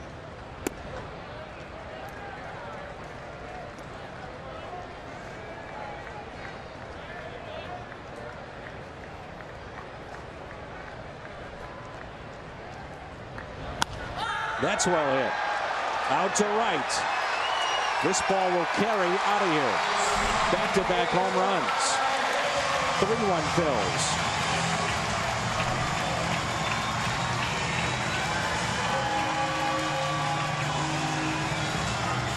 That pitch out of the strike zone. That was a high fastball, about shoulder high, to the diminutive Galvis.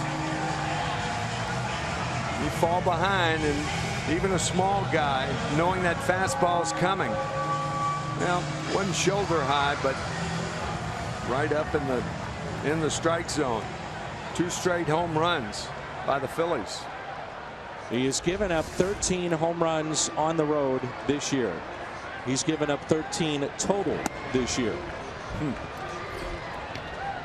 His ERA on the road is near 7, 3rd worst in baseball, but at home he's magnificent. Running into trouble here.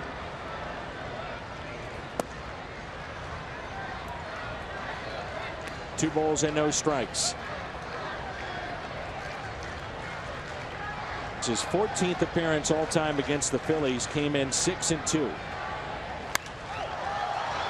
Hit out of play.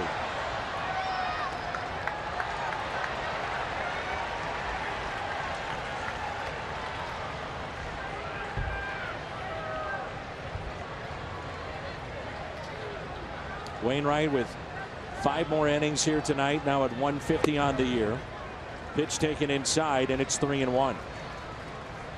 2-2 count to Herrera, a 3-1 count to Galvis on the home run, and now 3-1 on Alter.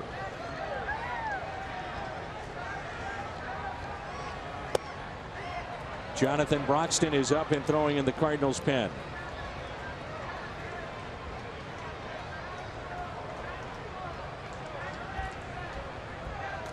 Wainwright's spot is not due up. 4 more spots in the Cardinal lineup. There's a look at Broxton. I think Derek Lilliquist is going to go out there and say, look, are you sure the mound is to your liking right now? I mean, they sprayed a few things out there, and now Wainwright comes out, kicks where he lands. And I would imagine that Derek's got to ask him about that. Are you sure that you're right? Because since that happened, things have gone awry. Crowd tonight, 20,627 here at Citizens Bank Park. 20627.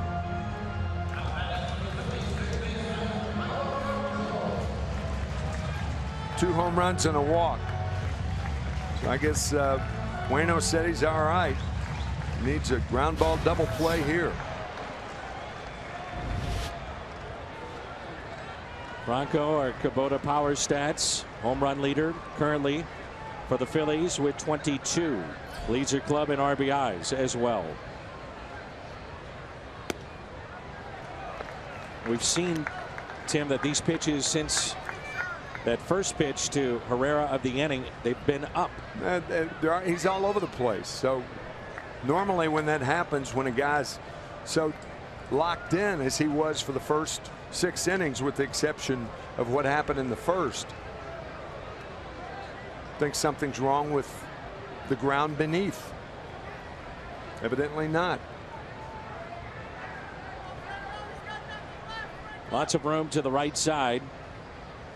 Cardinals and Wainwright would love the double play here. 3-1 Phillies.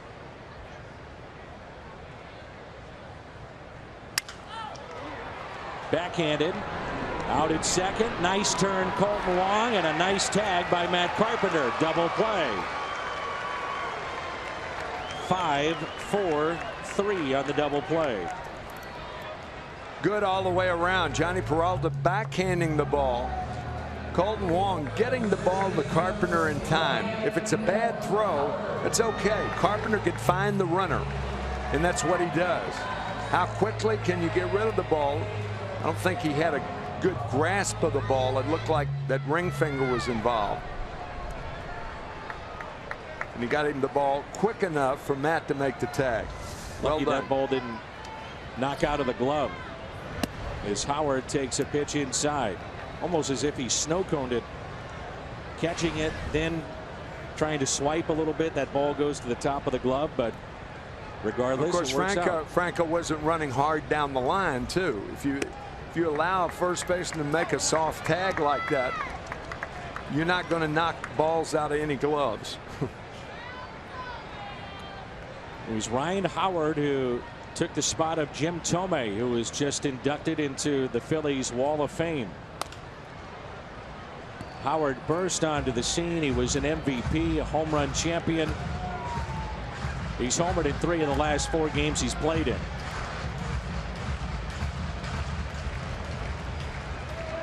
Sitting on 376 for his career, tied with Carlton Fisk, the Hall of Famer.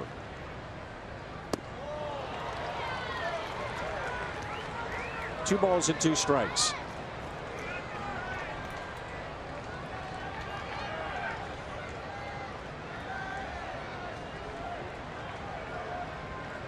This might be the final pitch of the night for Adam Wainwright. Ooh, doesn't get the call.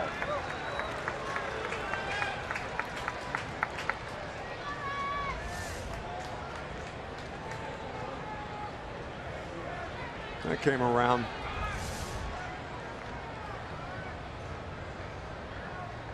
The 3-2 pitch to Howard. Taken high. 2 walks in the inning.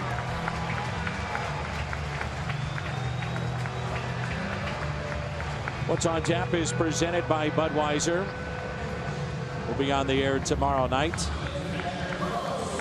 We'll see the second start of the big leagues for Luke Weaver.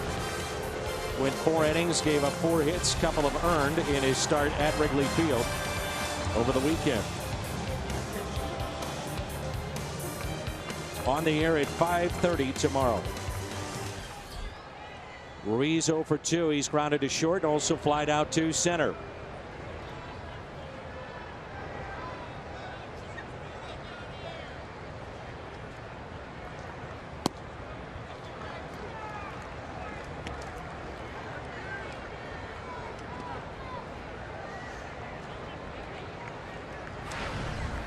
Should mention, by the way, that Major League Baseball cleared Ryan Howard and Ryan Zimmerman of any wrongdoing in connection to a December report by Al Jazeera, their network, that claimed both players received PEDs. So Major League Baseball interviewed them,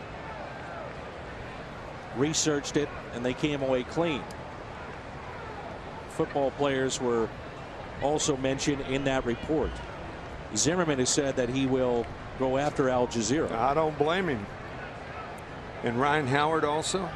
He has not stated that. Not to my knowledge. Yeah.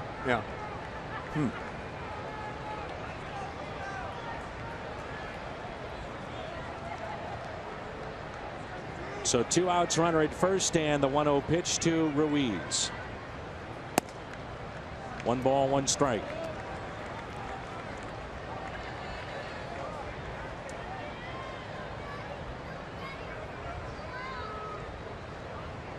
Twice Adam Wainwright won 19 games. Twice he has won 20. but he's never won the Cy Young Award.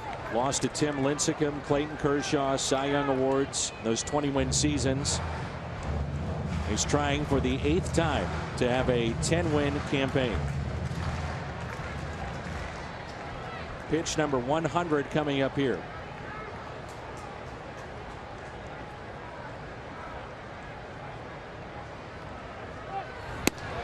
Howard is running.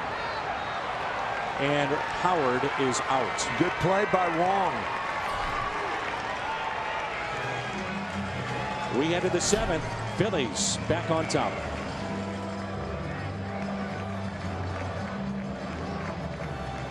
To the Make-A-Wish Foundation of Missouri. It'll be Jerko, Grichuk, and Wong. And then we'll see Adam Wainwright's spot coming up. Ryan Howard trying to steal a base. In the 1960 season, the Pittsburgh Pirates, as you see, Howard thrown out easily by the best arm in baseball. But the Pittsburgh Pirates had a first baseman. His name was Rocky Nelson. Danny Murtaugh was the manager. And he was on third base, Rocky Nelson was, with 1 out on Clemente in 1960. And Rocky tried to steal home. He was thrown out by about 10 feet. And Murtaugh went crazy. And he said, "What are you doing?" He said, "Danny, that's why they call me Rocky." That's a true story. No, he didn't. He fined him. No, he was fined. That's a true story told to me by Dick Croat. That's great. That's why they call me Rocky. Well, you did see Howard look in. I think, you know, the first baseman was behind him. He was way off. He kept inching off. And I think he just thought, well, I'll catch him by surprise. You don't catch Yadier Molina by surprise. Last stolen base attempt for Ryan Howard, June 26th of 2011. Get out of here. Good going. So maybe hit and run, maybe miss sign. 5 years. Maybe he's going on his own. Two outs, not a hit and run. Yeah, he had that's to be right. going on his own. Yeah. I mean, well, they don't call Ryan Howard Rocky, but no, maybe there's another reason. There's a base hit into left. You would have to figure that the starter here, Adam Morgan, has a pretty short leash. He's pitching into the 7th. He's got a 2-run lead. That's pretty short right there, partner. Wow. You're right on the money. And as we say that, Pete McCannon pops right on out. Telling you. Good going. So that'll be it for Morgan. This will be our Chevy call to the pen.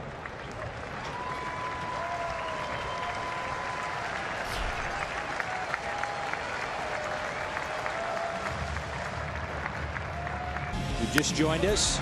The scoring in this game, that was a double after a leadoff base hit by Herrera. Galvis, his 20th double. That made it 1-0. Then Randall Grichuk in the top of the 2nd with home run number 15 to tie it up. And then moments ago in the 6th, back-to-back home runs. Herrera his 13th. And Galvis his 12th. Both solo home runs to make it a 3-1 Phillies lead. And the right-hander, Edebray Ramos, is the pitcher for the Phillies in relief of Adam Morgan. 26th appearance for this right-hander. Tying run at the plate. It'll be Grichuk, then Wong on deck. And we'll see a pinch hitter for the Cardinals, barring the double play and another out.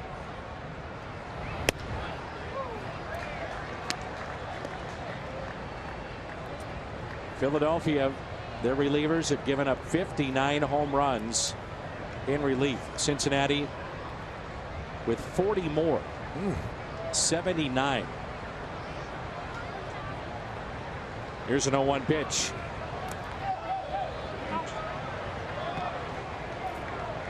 That was a good play by Ruiz. And first base umpire, Ruiz was trying to get the call, and he made the play also. Made the play of the ball in the dirt, a little short hop. Beg your pardon, 20 more. 20 more, right. Cincinnati has given up.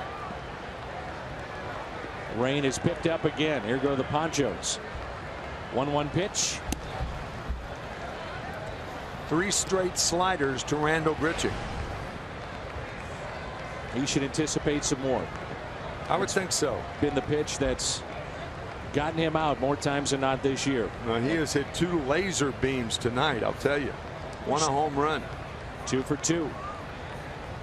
Short lead at first by Jerko. Popped up to the right side. Howard in foul territory. Makes the catch.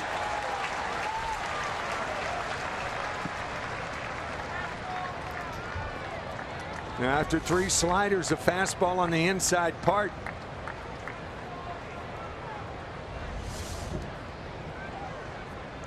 Here's Colton Wong.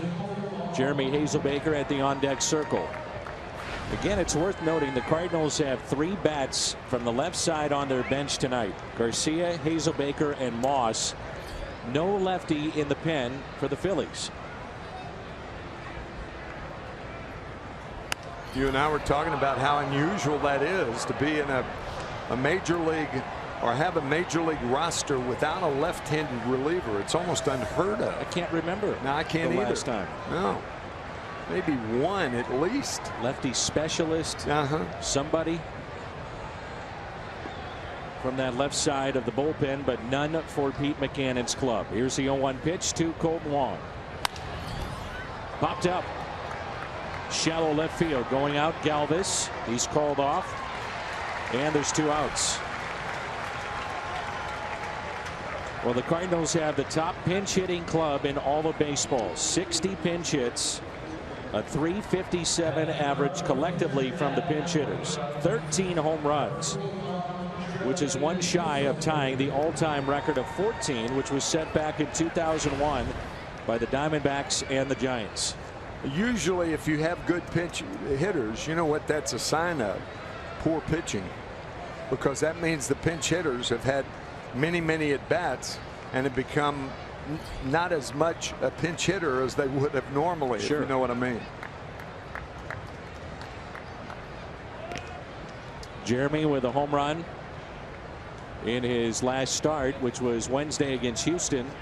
He has 9 on the year.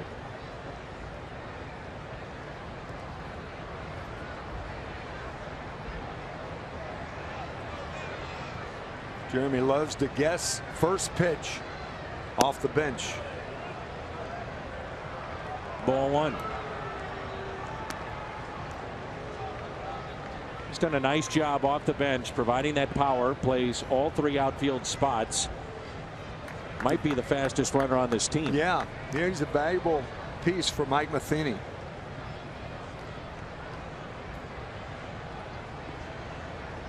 One swing could tie it. 2-0. Tommy Pham on deck. Zach Duke begins to throw in the Cardinals pen.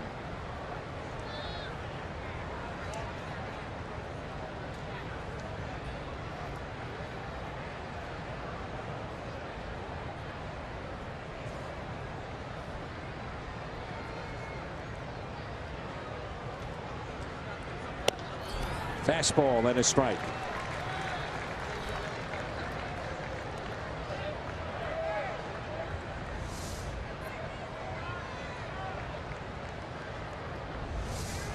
Ruiz did a good job bringing that ball back in. Ball looked outside. 2-1 pitch. Hazelbaker hits it sharply to first and handled by Howard. Cardinals strand a runner. They've left 5 on. Time to stretch. 3-1. Cardinals, it may not be reproduced or retransmitted in any form. And the accounts and descriptions of this game may not be disseminated without the express written consent of the St. Louis Cardinals. Along with Tim McCarver and Scott Warman, Dan McLaughlin here in Philly. It's our Chevy call to the pen. And Jonathan Broxton takes over for Adam Wainwright. Wainwright 6 innings, 5 hits, struck out 5, walked 2, gave up 3 runs, and a pair of solo home runs. Hyundai pitch arsenal for the right-hander. Fastball, slider, change and curve. Yeah, that change and curve seldom seen by Broxton, and it makes sense because it's seldom seen primarily because he's in there for 1 inning and doesn't want to get beaten on anything other than his best stuff. which is fastball slider. So generally speaking, if you're looking at hitters in the National League, they're going to be looking for fastball slider. And if they get a changeup, you just say, nice pitch, Jonathan. A little tip of the cap. Yeah, a little tip of the cap, yeah. So Ruiz was left standing last inning when Ryan Howard, that's right, Ryan Howard was caught stealing. It's good first steal attempt in 5 years. June 26 of 2011. Wow. So 3-1 our score. It'll be Ruiz, Borges, and Burris.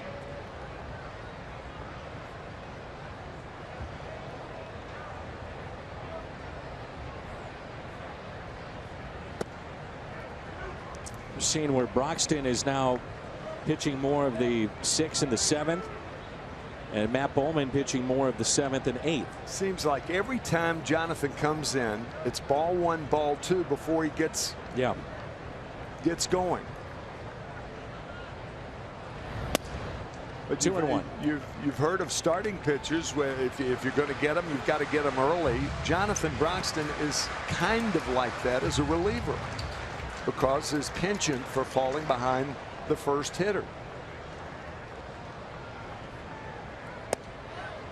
2-2.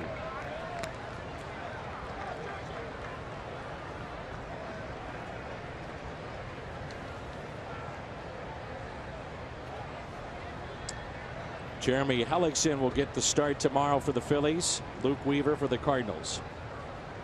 Mike Leake, Vince Velasquez on Sunday. Taken low and outside. It's an off day then on Monday. And the Cardinals start a brief homestand, then right back out on the road for another 10.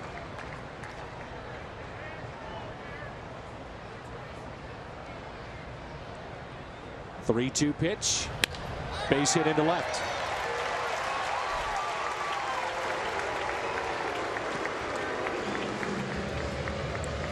Greater coverage of Major League Baseball is brought to you by T-Mobile. John Lackey put on the 15-day DL. And he had been a mainstay in that rotation. Hector Rondon placed on the 15-day DL for the Cubs as well. Triceps discomfort for Hector Rondon, and John Lackey shoulder soreness. T-Mobile, greater coverage of baseball, and here is Peter Borges.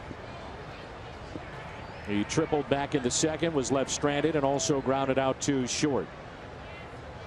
Showing bunt and strike one. Even though you have the bottom of the order up, this is not a normal bottom of the order. It's a 7th inning, so you're dealing with the bullpen. So if you do, you've got a 2-run lead. So Pete McCannon thinking that if you bunt with Borges, even though you have the pitcher batting 9th, you're going to pinch hit for him anyway. So it's not a routine bottom of the lineup sacrifice. Third baseman Peralta cheating in on the grass. And the 0-1 pitch. Strike 2.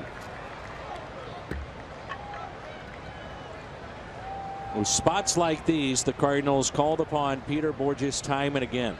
Get down a bunt. Just thinking the same thing.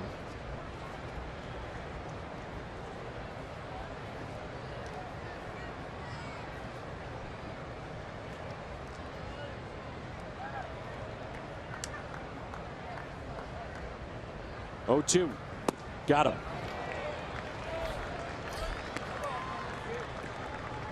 He's got to get a bunt down.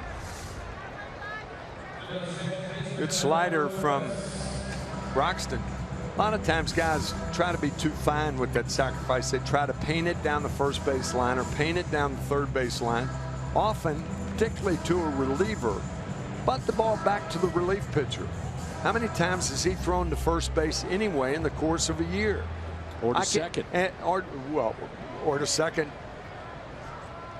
Thinking, I can't remember the last time Jonathan Broxton threw the ball to first base on a bunt attempt. There was one in a Cub game, 1st and 3rd, that I remember this year, where he went to first and they got the out, but the run scored. But that's the only one I can think of. And thing about Jonathan Bronson. But the point is, often it's okay to use the fat part of the field. There's a 1-0 pitch to Emmanuel Burris. He came up with 1 out runner at third. Back in the second, he struck out and is also flied out to left. Leadoff man was Ruiz. He singled to left. Borges struck out. Now Burris ahead in the count. 2 balls, no strikes.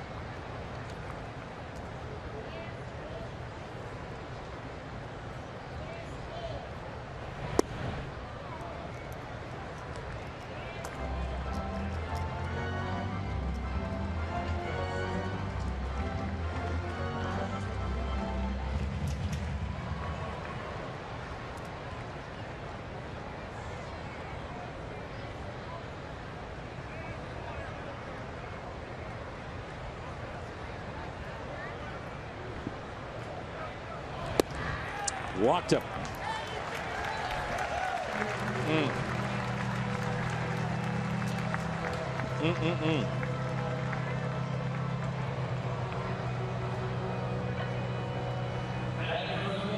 So Mike Matheny,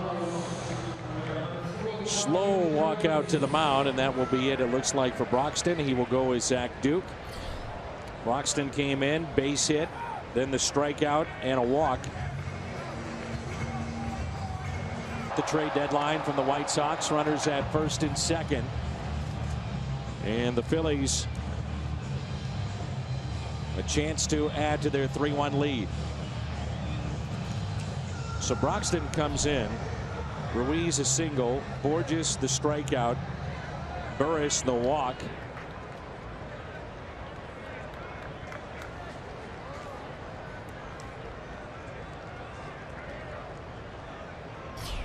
Here's Jimmy Paredes,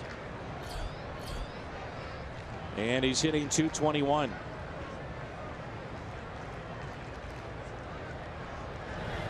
First pitch is a strike. Now there was a left-handed batter. I'm not sure which one off their bench, either Hernandez or Paredes. He's a switch hitter. I believe it was Cesar Hernandez who was announced. So if he's announced, then you pull him back. I believe you're right. Duke does not get that call. 1 ball, 1 strike.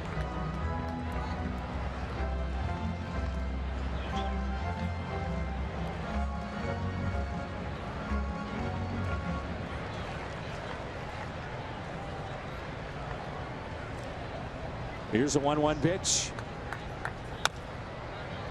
1-2.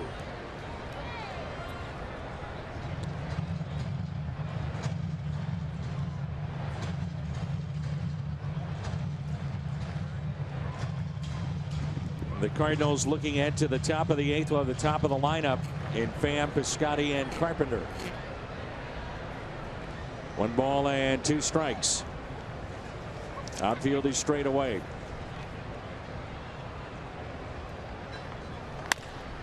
Off the glove of Duke. Charging is Churko, and no play.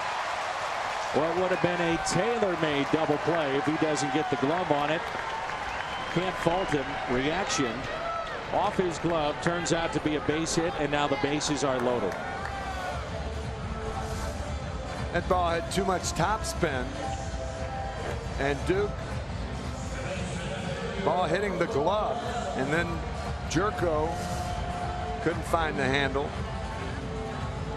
It would have been clearly a double play had the ball gotten by Duke, but understandably he reached for the ball and it was off the edge of the glove. So now you have Herrera, who's enjoyed a 2-hit night, 2 runs scored. Single to right, grounded out to second, and homered. Here's your defensive swing on a guy that we've talked about all night with his stance and how he goes after the pitch is tied up. And that's tied up right there.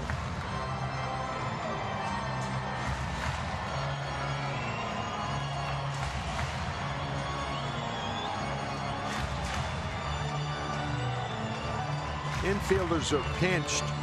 You see Jerko is coming in a couple of steps, as was Wong.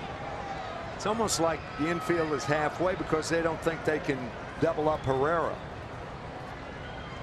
on a ground ball.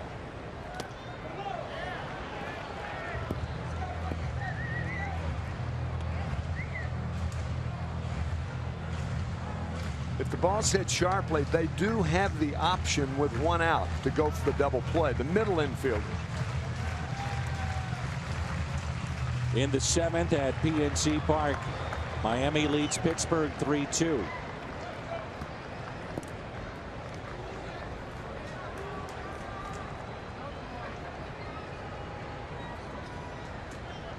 One. Good breaking ball. Talk about a guy who didn't want any part of this pitch. Whoa. You know, that delivery may be a different delivery here. That's something that Duke has done. 3/4, sometimes sidearm look. When he drops down total, it's strictly to a left-handed batter. I don't think he's going to get another. I think he's going to have that same look with Herrera giving like he did on that last pitch. Here's a 1-2. Got him. Big strikeout for Zach Duke. And there's 2 outs with the bases loaded. Dropping down again. Herrera had no chance. No chance. No. So Duke gets his first strikeout. And now it's Freddie Galvis. A double and a home run tonight.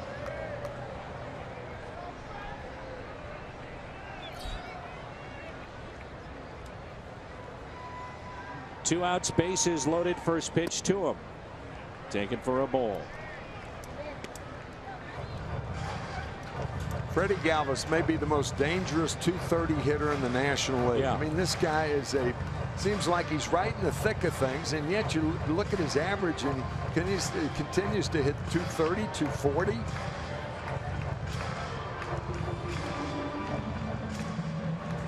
It's the 3rd time, by the way, the Phillies have had a runner at 3rd, less than 2 outs, and have not brought him in. Happened in the 1st, the 2nd, and now here in the 7th. 1 ball, 1 strike.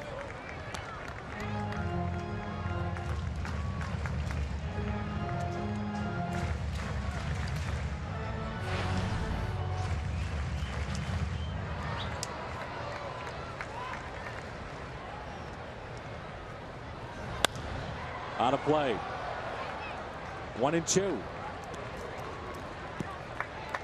First couple of outings for Zach Duke were a little shaky, but since that time, he has been outstanding.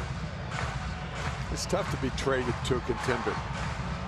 Yeah, it is. You know, all of a sudden everything's changed. The pressure. Your whole life has changed.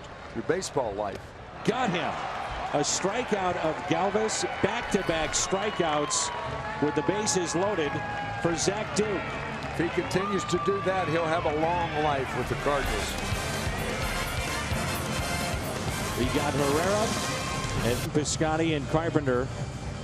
This is their 8th inning man. He's done a nice job. Chevy called to the pen. Hector Neris. He's got a very good split finger. Yeah, fastball split finger and a good one. The closer is Genmar Gomez. This guy could be a closer on some ball clubs. Maybe not a lot, but some. He's good. Tommy Pham is struck out, singled, and walked, and the first pitch is strike at 95. So Duke moments ago pitching out of the bases loaded jam. 3-1 Phillies.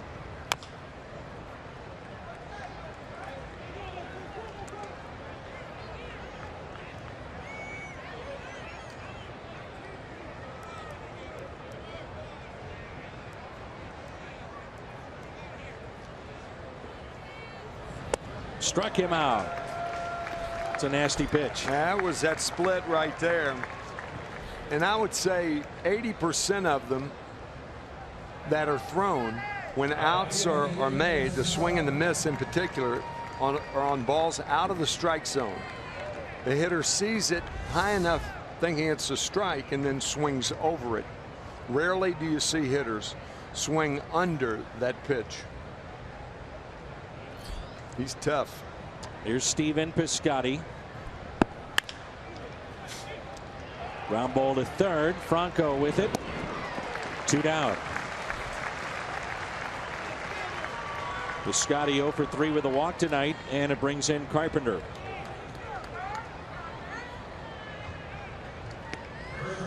Seventh inning or later, the Academy Sports and Outdoors leaderboard. The Cardinals have been one of the best teams in the game, in particular with home runs and also with average, with Carpenter and Molina leading the way.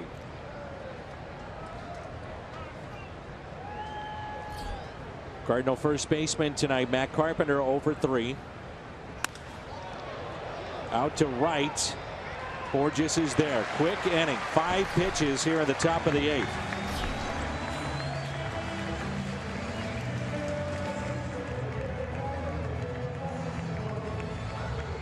The fighting Phils with a 3-1 lead as Kevin Segrist is into the ball game. Chevy called to the pen. Dealt with some soreness the other day. We did not see him in the 2 games against Houston. 51st appearance of the year. Alter, Franco, and Howard for the Phils here in the bottom of the 8th. The Cardinals, meanwhile, looking ahead to the top of the 9th. They would have Molina, Peralta, and Jerko. The Phillies left fielder is 0 for 2 tonight. Walk back in the 6th. Adam Wainwright, 6 innings tonight. 5 hits, 5 strikeouts, walked 2, gave up 3 runs. Tremendous work out of the pen from Zach Duke. 2/3 of an inning pitched out of a bases loaded 1-out situation. And the 1-0 pitch, making 1 ball and 1 strike.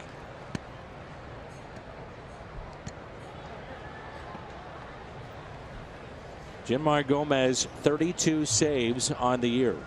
He's getting loose in the pen. 1-1. I know this sounds strange, but I think from a Cardinals standpoint, they're glad to see Neary's gone. Agreed. Threw 5 pitches and he can't pitch tonight because of the closer's job. I mean, that guy, in my opinion, Neary's got better stuff than Gomez. Ooh, just missed on the corner. 2-2.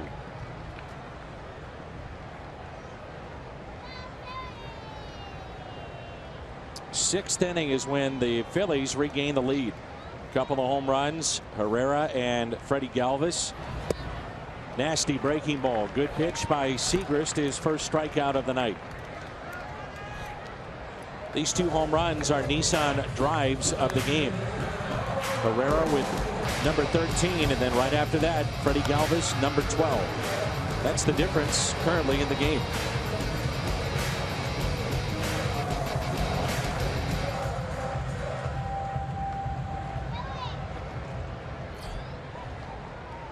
Nine strikeouts in this Phillies lineup, but they have a 3-1 lead. Franco, first pitch, fouled back. The Phillies model is almost the way the game is being played today. 9 strikeouts tonight, 2 home runs, laid 3-1. It has become a game of strikeouts and home runs for almost all teams. Base running has vanished. The stolen base has vanished. But teams are okay if you hit a lot of home runs, you hit for power. They don't worry about the strikeout. 0-2 the count. Would you agree with that? Absolutely. I don't think it's right, but I agree that that is the way they're playing, the way the game is played today. You know, the Cardinals, a typical example also, where the 2 guys that can run in the Cardinal lineup, Randall Grichuk and Colton Wong are hitting 7th and 8th, which means they can't run. They're at the bottom of a National League lineup. They're actually, and you can understand. Long way to go for Piscotty. May drop, and it does.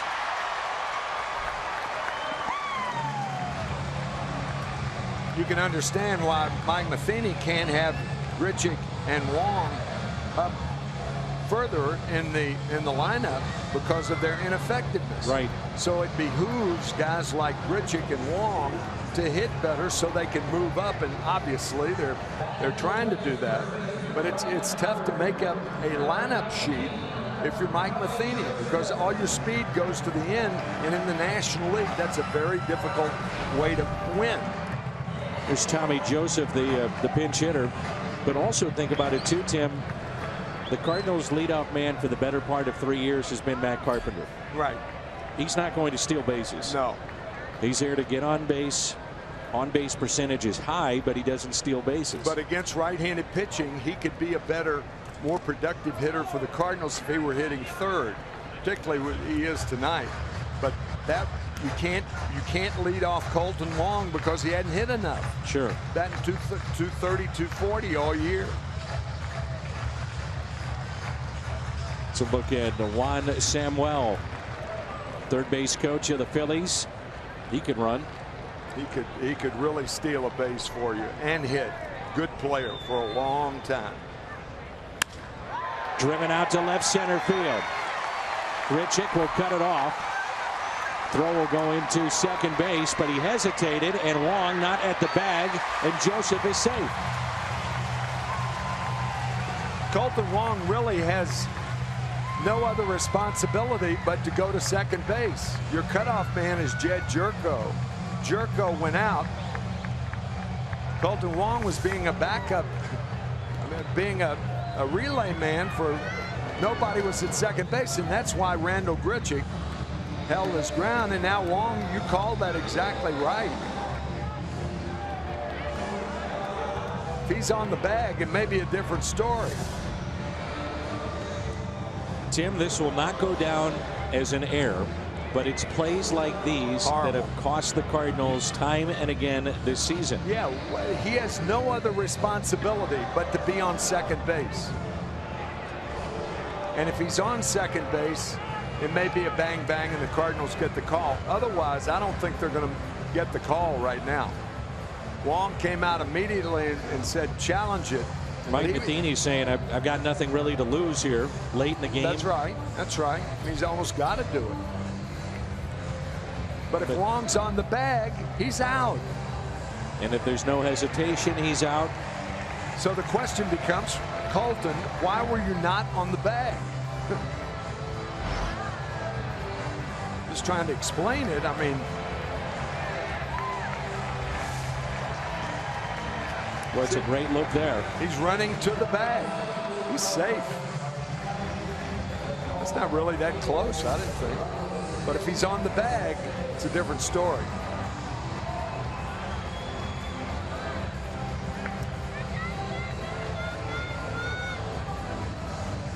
But you're right, Dan.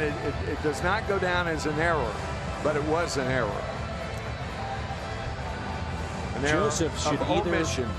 Be at first base or out at second. Right. That's right. But again, that's why Grichuk hesitated, because no one was at second. So the Cardinals and Segrist have to wait.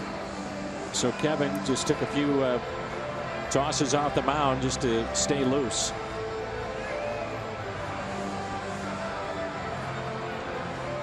If the Cardinals get this call, it'll be an upset. Agreed. Well, the one replay clearly in our minds shows he's safe. Right.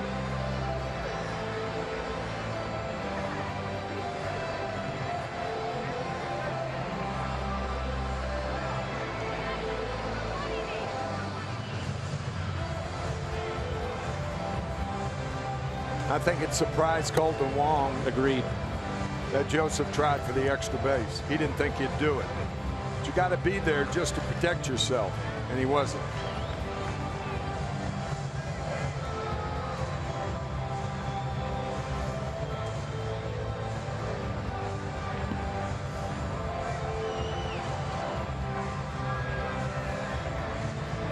boy.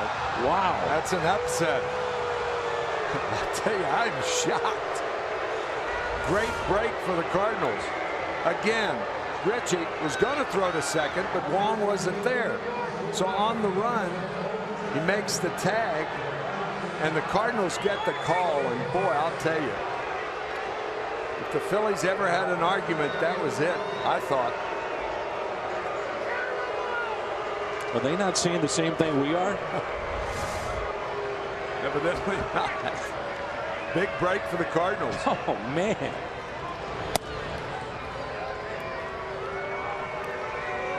I thought that was an easy call. I did too.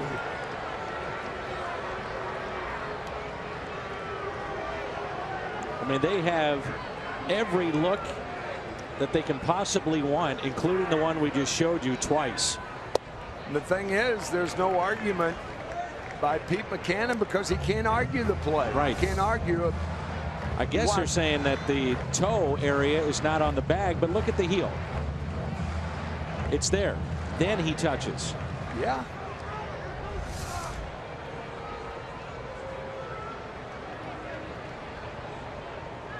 Two-0 pitch, 2-1.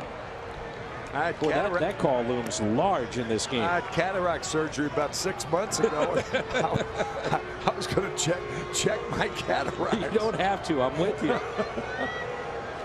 The fans had that replay, and you can hear their displeasure with the call. Yeah. 2-1 pitch.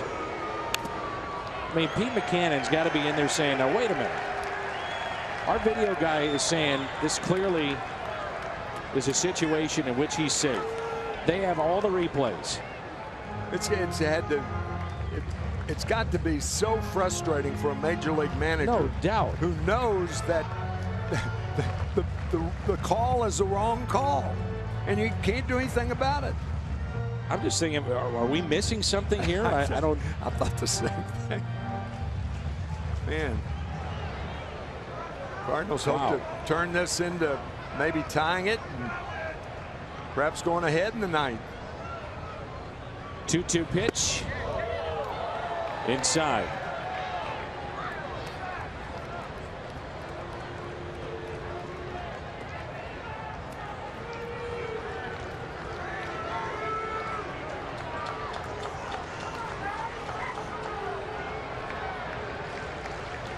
Maybe he got the toe. I don't know.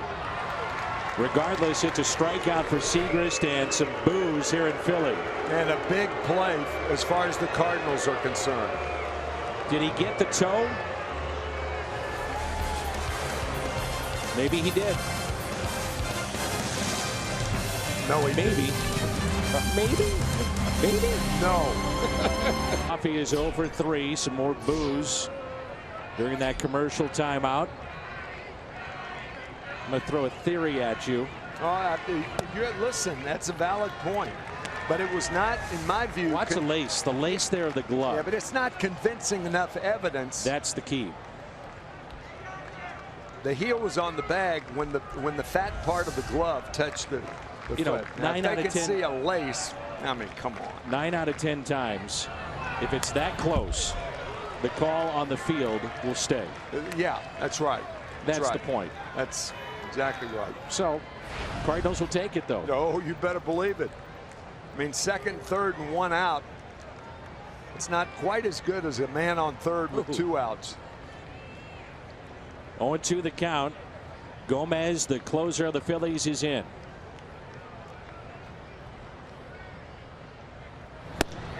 Just missed.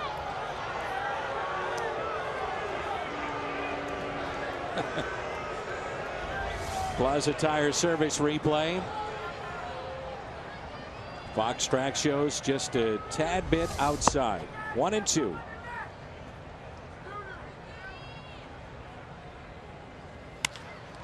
And it's ripped out to left, a sinking liner, and a base hit for Yadier Molina.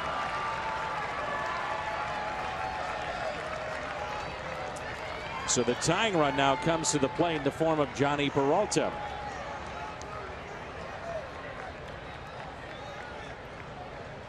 If you're wondering, Gomez has allowed just 3 home runs this year. He's a part of our Chevy Call to the Pen.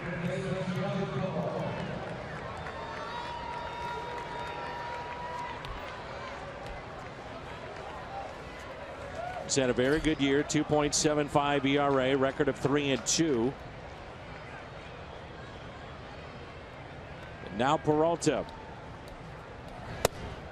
Fastball, strike one.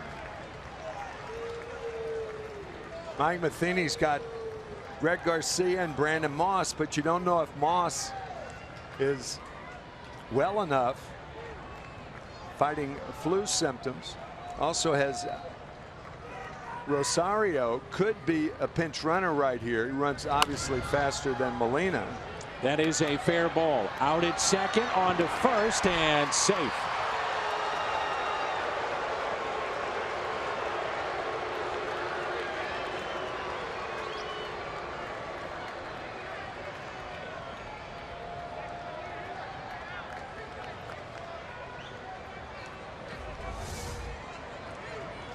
Pretty quick turn at second base. Yeah, I mean, they made it close at first, but usually that ball down the line.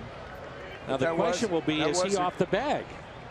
That was a quick pivot, but was it the neighborhood play? I thought he was on the bag with his left foot.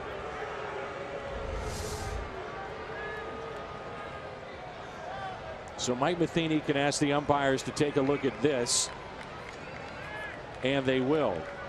One of these fans can boo all they want, but one of their favorites, Chase Utley, made this rule. He's on the bag with his left foot. You didn't think so? You don't know. I know what you're doing. You're giving me those McLaughlin moves. Where my hands start to fidget. Yeah, like a New York chef.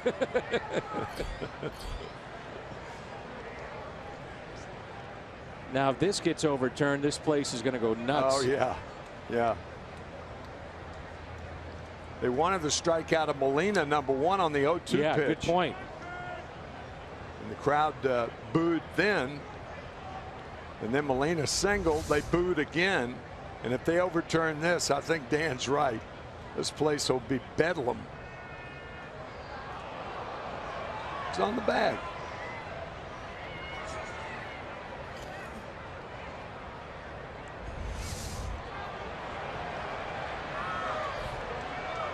Now the crowd's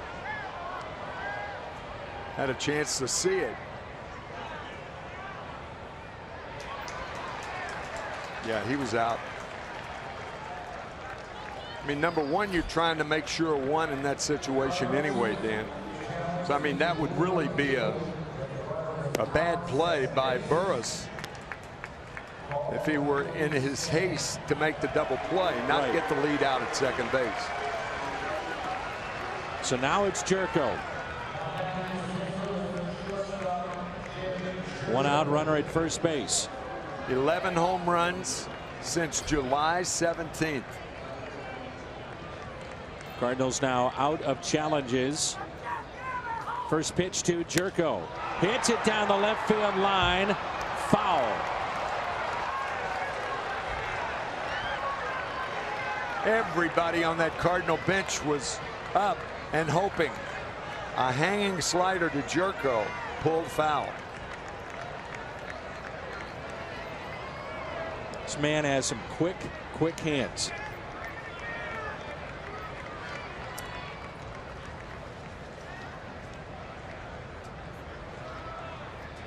Runner at first. Tying run at the plate. 0-1 pitch to Jed Jerko. Fastball.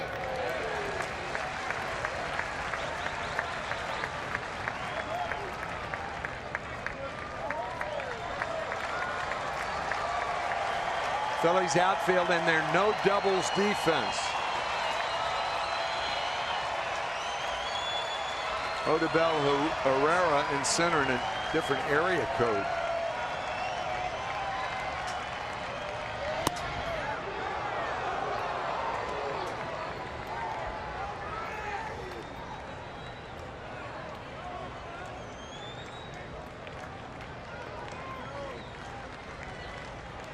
So Moss in uniform, but again, we'll see if he is available. 1-2 pitch to Jed Jerko.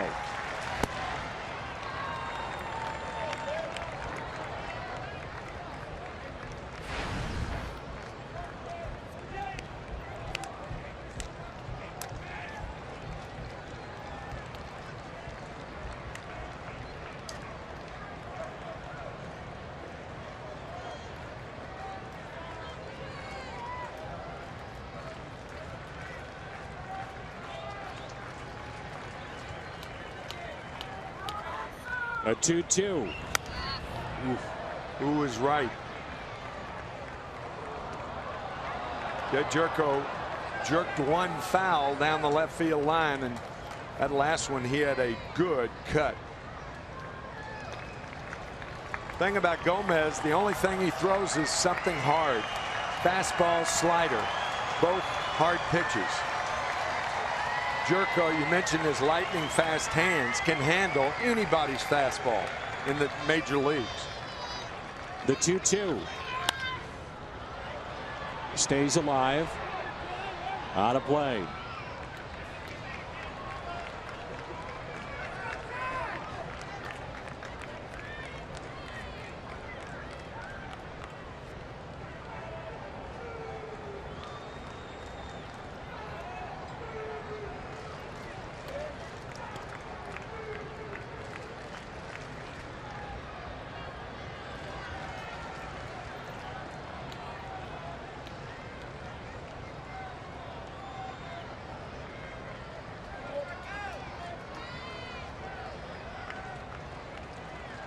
It's another 2-2 pitch to Jerko. Out of play.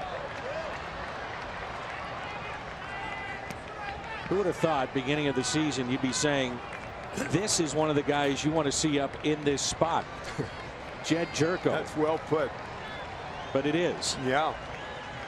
Well, particularly again against the type of pitcher that Gomez is. Gomez is not like a Neres who pitched the 8th inning that's got a split to put you away.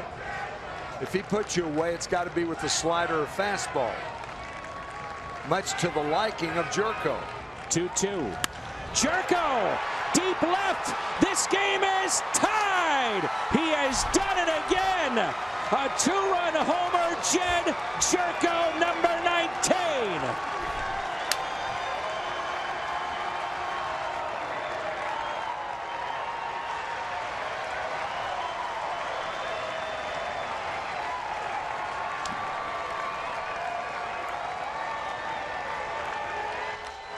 I'm telling you. This guy's unbelievable. That was thrilling.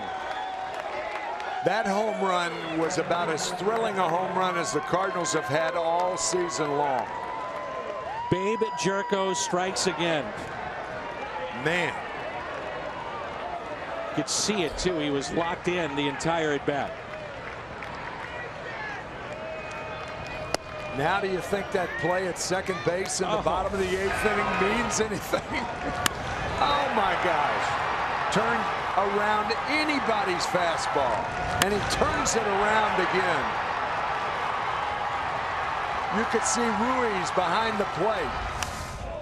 Disgustingly looking to his right. Great shot. Watch Ruiz. Oh man. We'll get it for you. Unbelievable.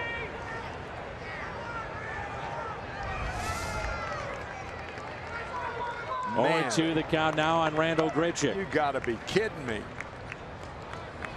4th home run given up by Gomez all this year. That's it.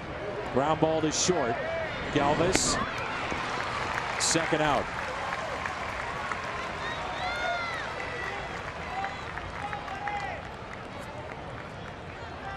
Jed Jerko, second hit of the night, and a 2-run homer. Ruiz, look at that. Boy, is that a great shot. Gomez looking disgustedly at the ball in flight, and Ruiz knew it. 9 straight multi-homer games for the Cardinals. That's a National League record. It's unbelievable. 51 home runs hit since the All-Star break.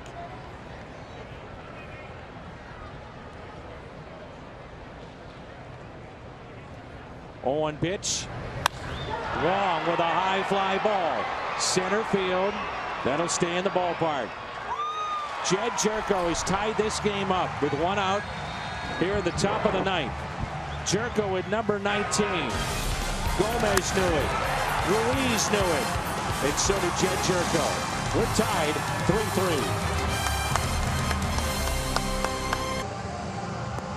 Jed Jerko, 2-run homer to tie it up.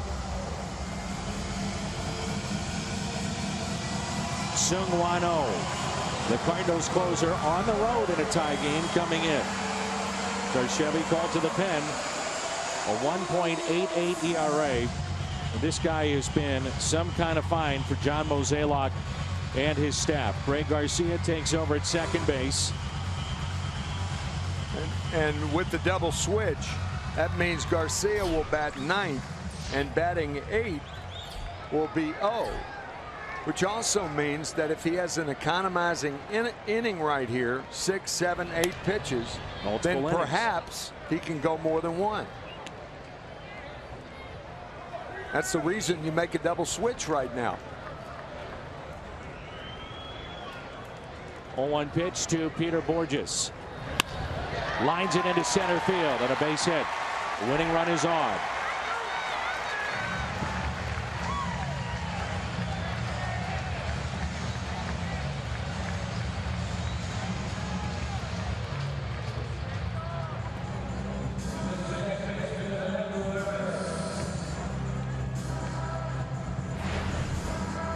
Emmanuel Burris.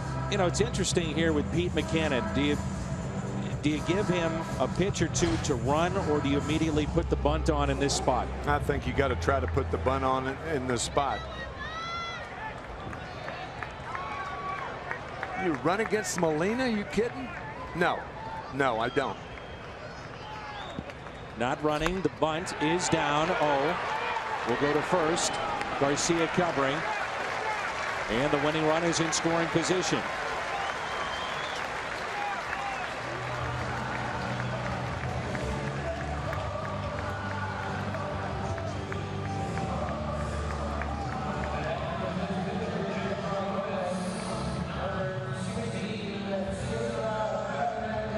So Cesar Hernandez will be the pinch hitter. We initially thought he had been called earlier in this game as a pinch hitter back in the 7th. Obviously, that's not the case, so he's available. Right. Hernandez not in the starting lineup. Took a ball off his shin or foot area. But a chance to win it for the Phillies here in game 1. Outfield shallow now.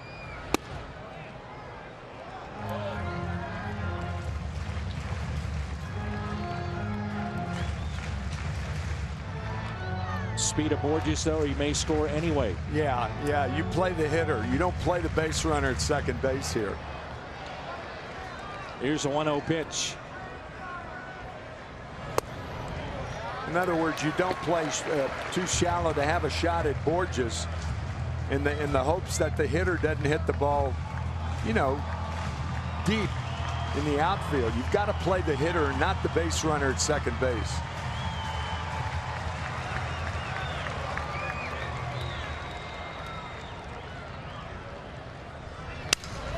Broken bat out to shallow right, and Garcia with the catch. Great play, Greg Garcia.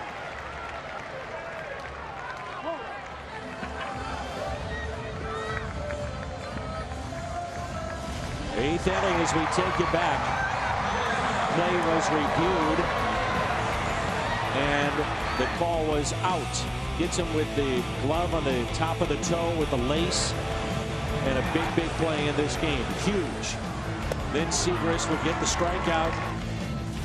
In that situation, Jed Jerko then with a 2-run game-tying home run.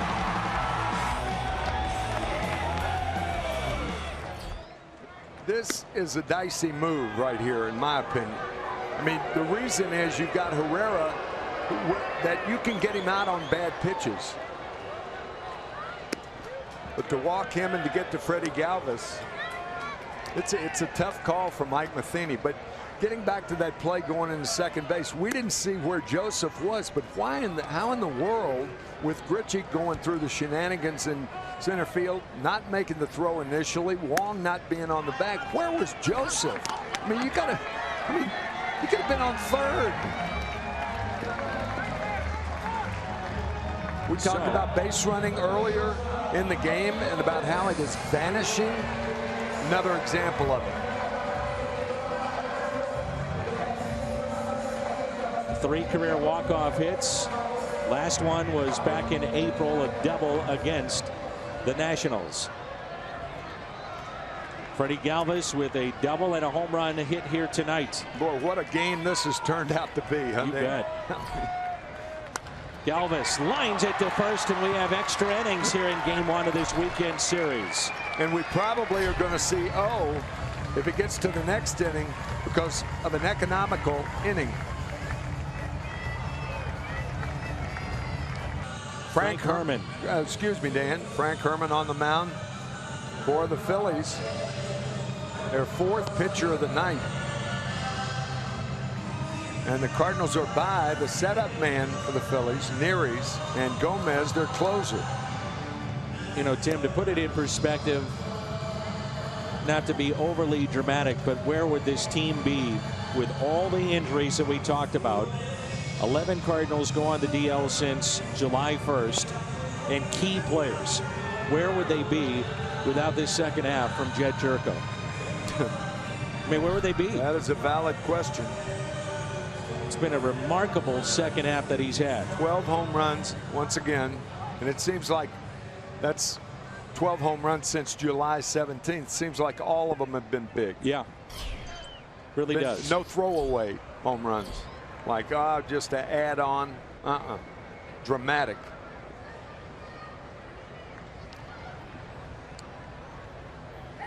Now Greg Garcia. And what has to feel like a steal right now for John Mozeliak. Now, having said that, John Jay is hurt. He's dealing with the broken bone in the forearm, but it's part of the game, and Jed Jerko has played and been available since day one every game. And man, has he produced. Been fun to watch. Yeah, but there was a time when Jed Jerko had 2 months where he was doing nothing. Those first 2 months of the season, and John Jay, on the other hand, was batting .340. So those are the ups and downs. In fairness, you know, I mean, sure. Been fun to watch. Oh, yeah. 1 ball, 1 strike on Greg Garcia. We're in the top of the 10th.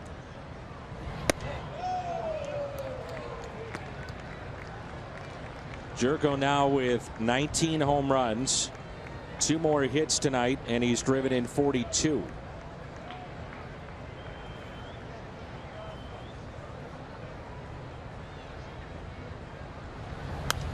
Two and 2.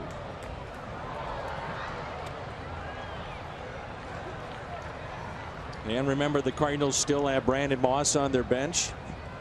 Backup catcher Alberto Rosario.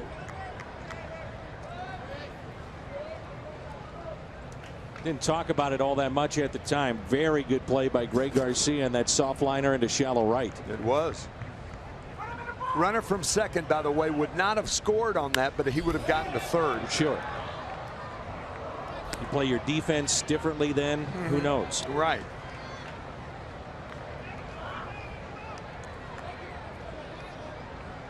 Two and 2 the count.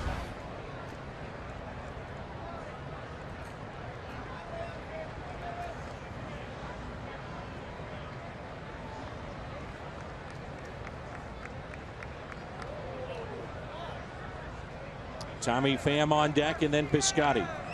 Nobody throwing in the Cardinals pen, so it looks like 0 for the bottom of the 10th. 2-2.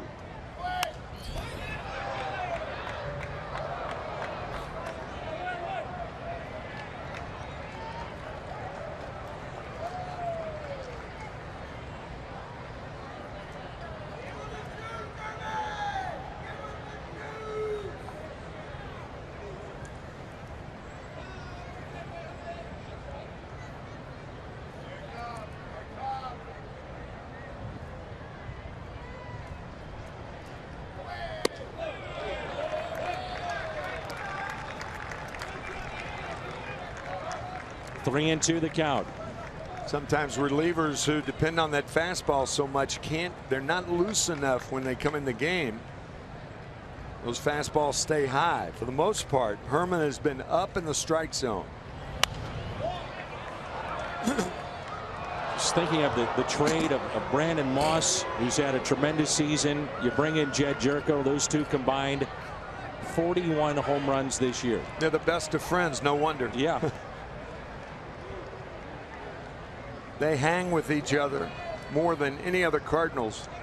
They are together all the time. A 3-2 pitch now to Garcia.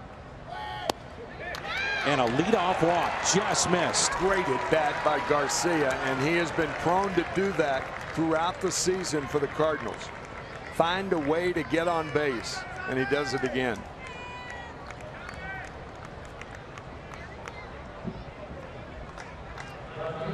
One of your good buddies right there, Larry Boa. Yep. I don't know. You were asking me, would you bunt here? I don't. The Phillies aren't looking for it. I could see either way. That's not what you asked, is it? No, I would not bunt here. I think Pham is due for a big hit. He's hitting .360 in August, which maybe plays into this. 1 for 3 tonight with a walk. Pham with a fly ball hit down the right field line. It is slicing. It is a foul ball. 11 of his last 22 hits have gone for extra bases. Thing about when the Cardinals get in extra innings, they don't have a lot of speed that they can, like the Phillies do. They could, if Borges doesn't start, they can put him in there. Could put Joseph, who is a pretty fast runner. But the Cardinals do not have that speed guy in extra innings. Garcia, not a fast runner at first. Smart runner. Very good base runner. Remember a play here on a bunt situation last season. He was the runner at first and wound up at third with the third baseman charging. Saw that no one was covering and wound up at third base.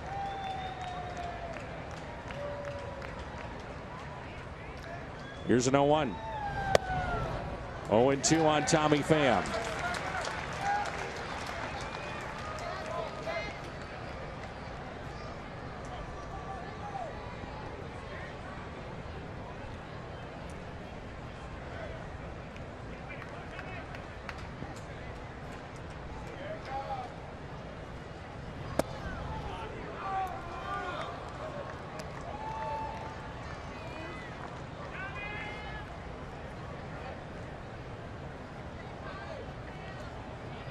What a good ball game this has been. I'll say. 1-2 the count on Pham. Runner at first, Greg Garcia. 3-3 our score here in the top of the 10th.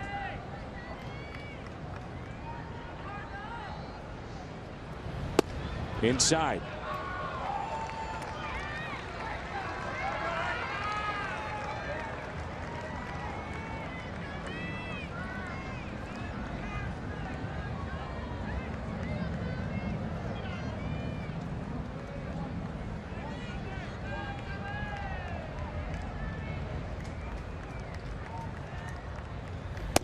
Two, struck him out. And Herman is thinking that's the pitch to Garcia I did not get. Yeah. Right on the corner right there. That's the pitch that Herman has to have to be successful. Not an overpowering pitcher. But that, on the other hand, that's the type of pitch that Stephen Piscotty destroys to right field. Good low ball hitter, good power the other way. Piscotty has bounced into a double play, lined out and grounded out. Also walked back in the first. Ball 1. This team has had a knack of coming back late in games. Oh yeah. Ruiz out to visit.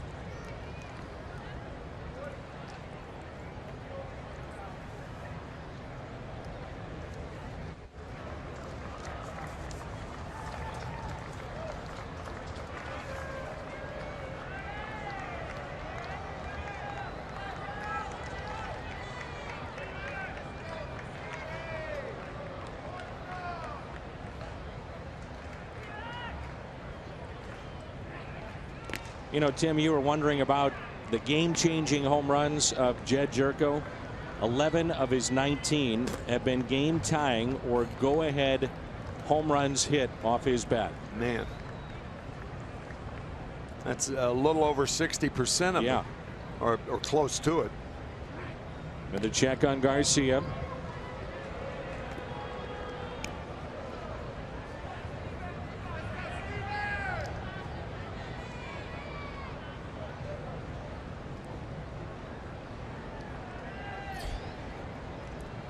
1-0 the count on Piscotty. Ooh. In just enough.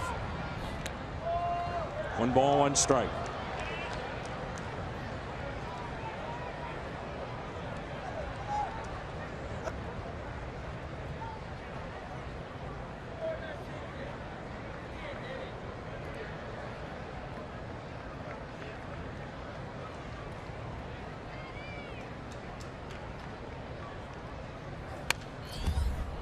That's his pitch. Yep, and he knew it too. Look at his reaction.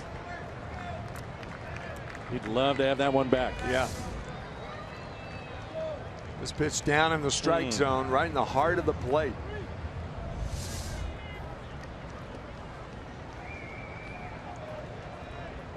One ball and 2 strikes.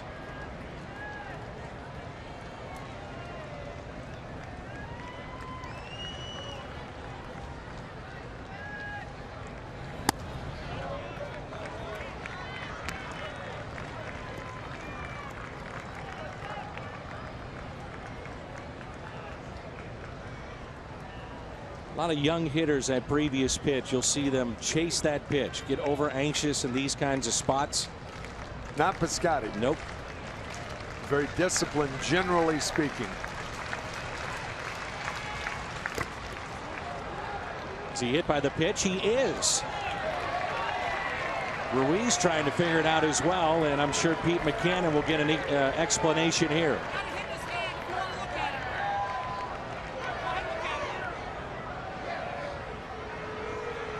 If it hits the batter first, it doesn't matter what the carom does. Breaking ball that stayed inside. It's always tough to tell, but Piscotty saying it hit him on the hand. See, nobody can react that quickly.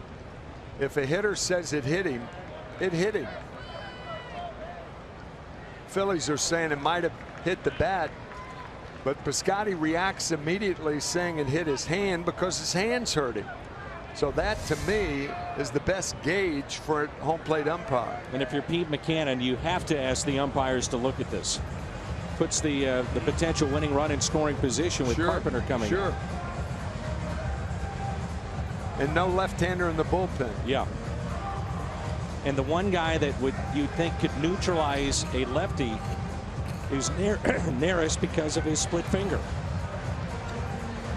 I mean, you keep getting back to Nearest as the pitcher that should have been in there in the 9th inning.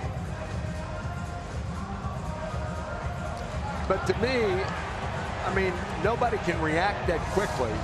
Hitters can't say, oh, if you delay, if he reacts immediately, the ball hit him. That's my view.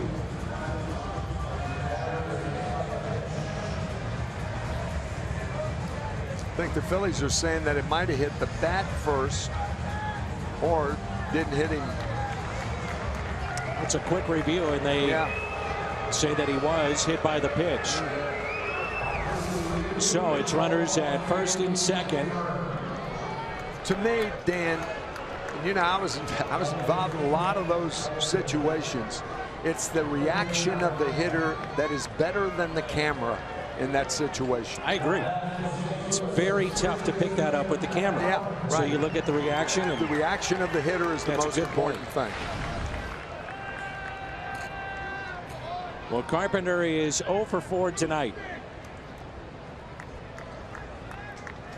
He is struck out, flied out, popped out into foul territory. 1 out, 2 on. First pitch to him. Taken low.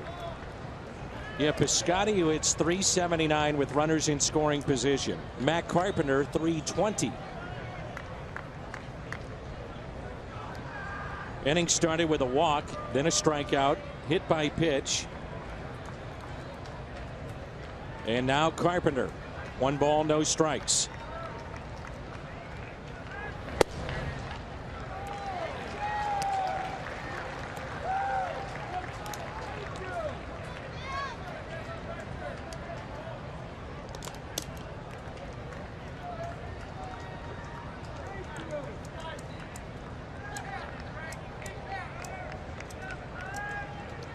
One and 1 the count.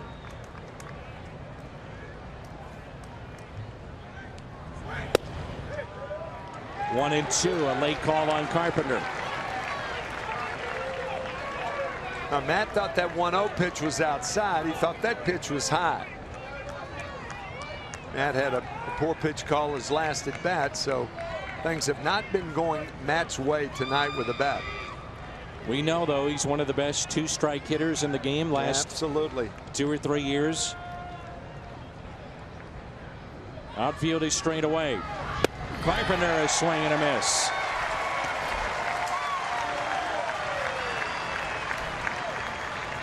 Tough night for Carpenter. 0 for 5 as he chased that pitch out of the zone. But as you mentioned, very close to the spots that have been called strikes on him tonight. Yeah. He's got to protect. Yadier Molina is 1 for 4.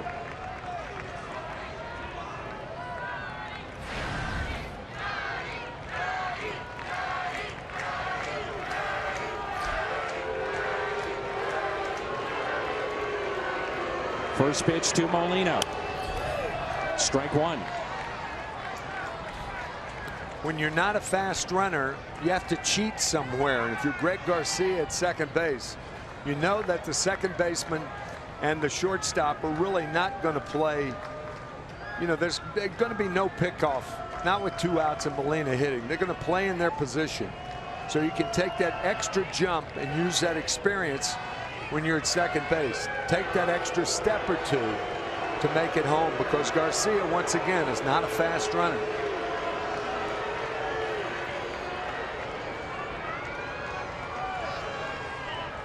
Here's the 0-1 pitch to Molina. Hit out of play, 0-2.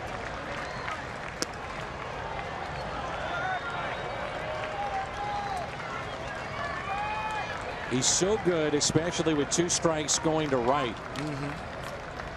Wonder if Borges will play even a little bit more shallow than he is. He's pretty shallow right now.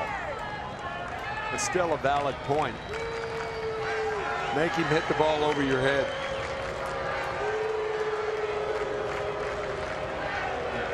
The 0-2. Molina into center, and it is caught. They were playing shallow, and the catch made by Herrera. Stays 3-3. Not that often in this 2016 season. 4th time this year. So 4 times, that's it. And, you know, we don't know right now. Got to get Eugene tomorrow and ask how many times he pitched in Japan last year, more than 1 inning. But I would imagine, knowing that what they do in Japan and South Korea, I mean, they work their relievers very hard, and often they'll pitch them more than 1 inning. So this is no big deal for O. There's Eugene on the right talking to Derek Lilliquist. Eugene's a delightful guy. He really is. Yeah. Usually he's smiling, but when O's in, he's all business. Oh, yeah. First pitch is strike.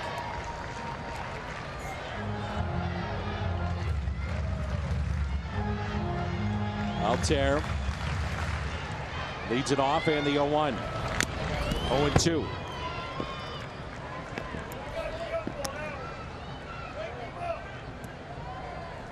.357 saves in 11 years in Japan and Korea for Seung-Hwan Oh. Right down the middle, struck him out. You know, the other thing I've noticed with him too, where a lot of guys get cute with 2 strikes, O doesn't do that. He's coming right at you. No such thing as waste pitches in his vernacular.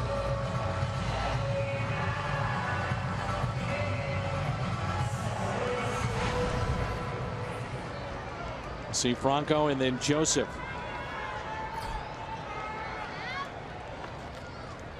One out, nobody on.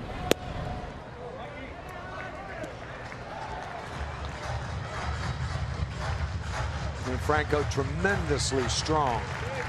We mentioned earlier a home run, a 2-run shot that bested the Dodgers last night. The Phillies won 5-4. 1 ball, 1 strike. Base hit into shallow right back in the 8th. He's one hit tonight, bounced into a double play, grounded out, flied out.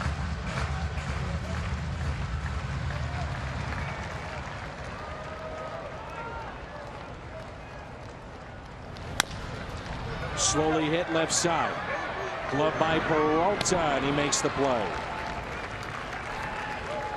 It's an awkward play for a third baseman when you're guarding the line, and Peralta had to be on the line, so he had farther to go for the ball. By the time he made the play, it was kind of a disjointed throw to first base, but he got Franco.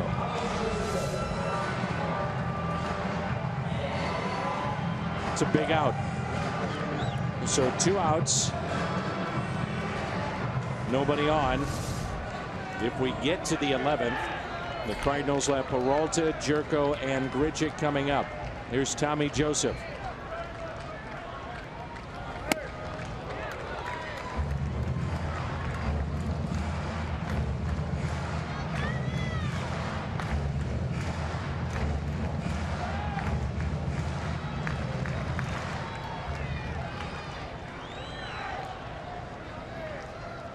On 1 pitch, check swing, 1 ball, 1 strike. It was Joseph who had the single, tried to stretch it to a double, and on the review he was called out at second base. Yeah, that's the thing that stands out in this ball game.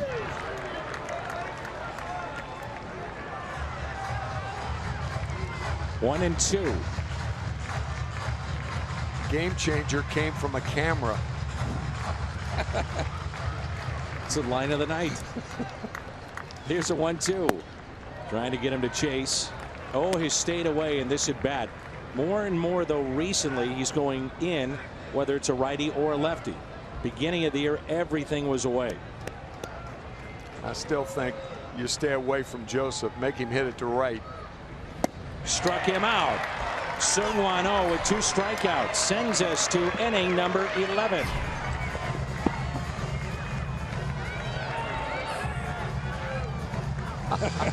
Don't get carried away.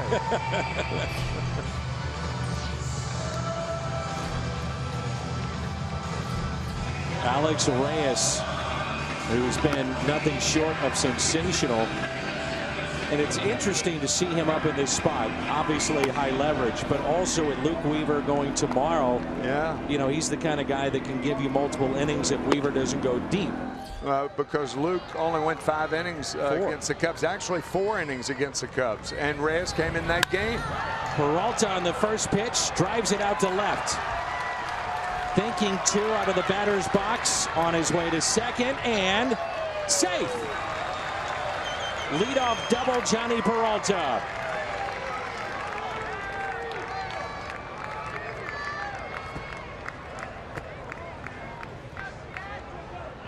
That ball gave the left fielder, Aaron Alther, a chance to make a play at second base because it stopped when it hit the turf.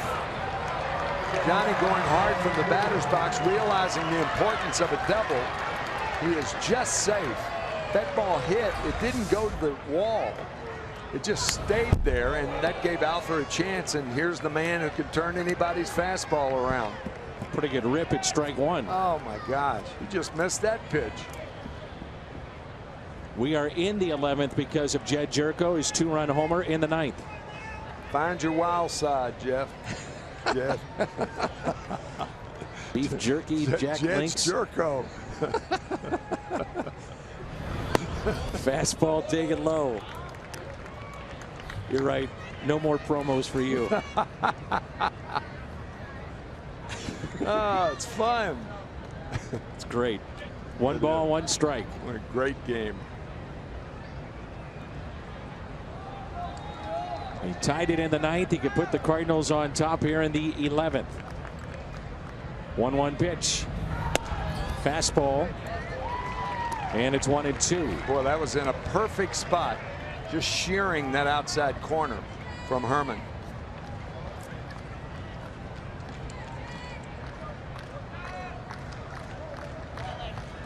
See Burris trying to keep the runner Peralta close at second base. Room to the right side. The 1-2. Ooh. If you're thinking that Jerko has to pull the ball to be effective, that's wrong. He has power to center field. He has power to right field. Dance talked about it earlier tonight. One of the quickest bats in the National League.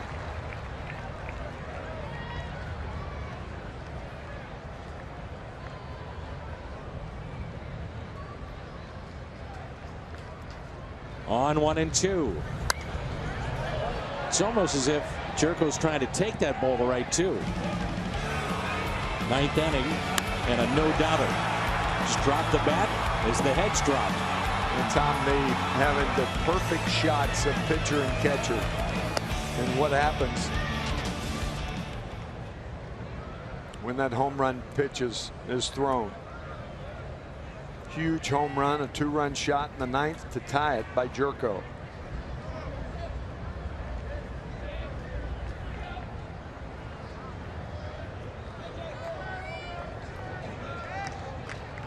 It's another 1-2 pitch to Jed Jerko.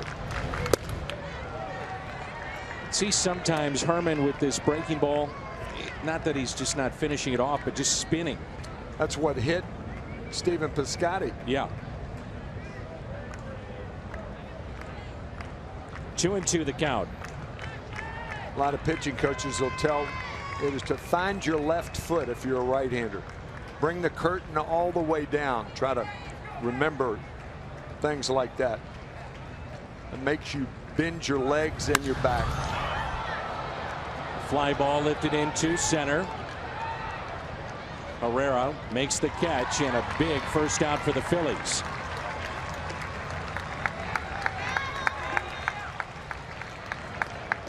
Randall Grichuk with a home run back in the second inning. That was his 15th. Also singled into right in the fifth. He's popped out and grounded out. You think about that too with the breaking ball here with a guy like Randall Grichuk, who probably will see that time and again. If he spins one, he could lose it in a hurry.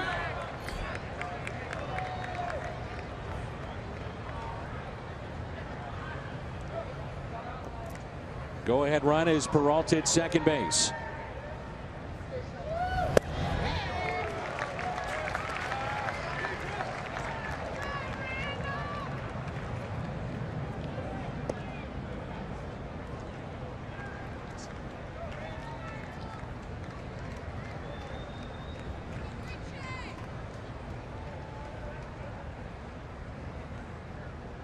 Here's the check on Peralta at second base.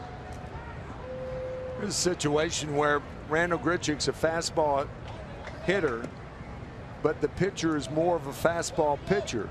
So if you're catching and deciding what pitch to call, a pitcher is always going to beat a hitter. And that's what you have to continue to keep in mind from a catcher standpoint.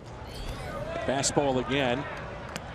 1 ball, 1 strike. Does that mean you can't waste a curveball or waste a breaking ball? No, of course it doesn't.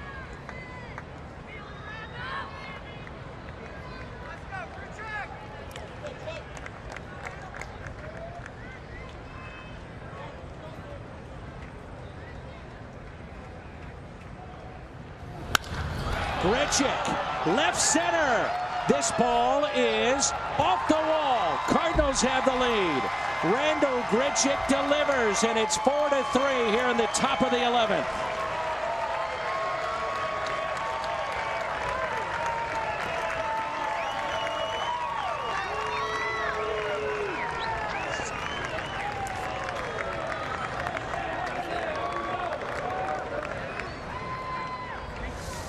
So he threw the fastball. Randall Grichuk attacks. It's not the pitch that's thrown, it's the pitch's location. And you've got, and that ball's right in his wheelhouse.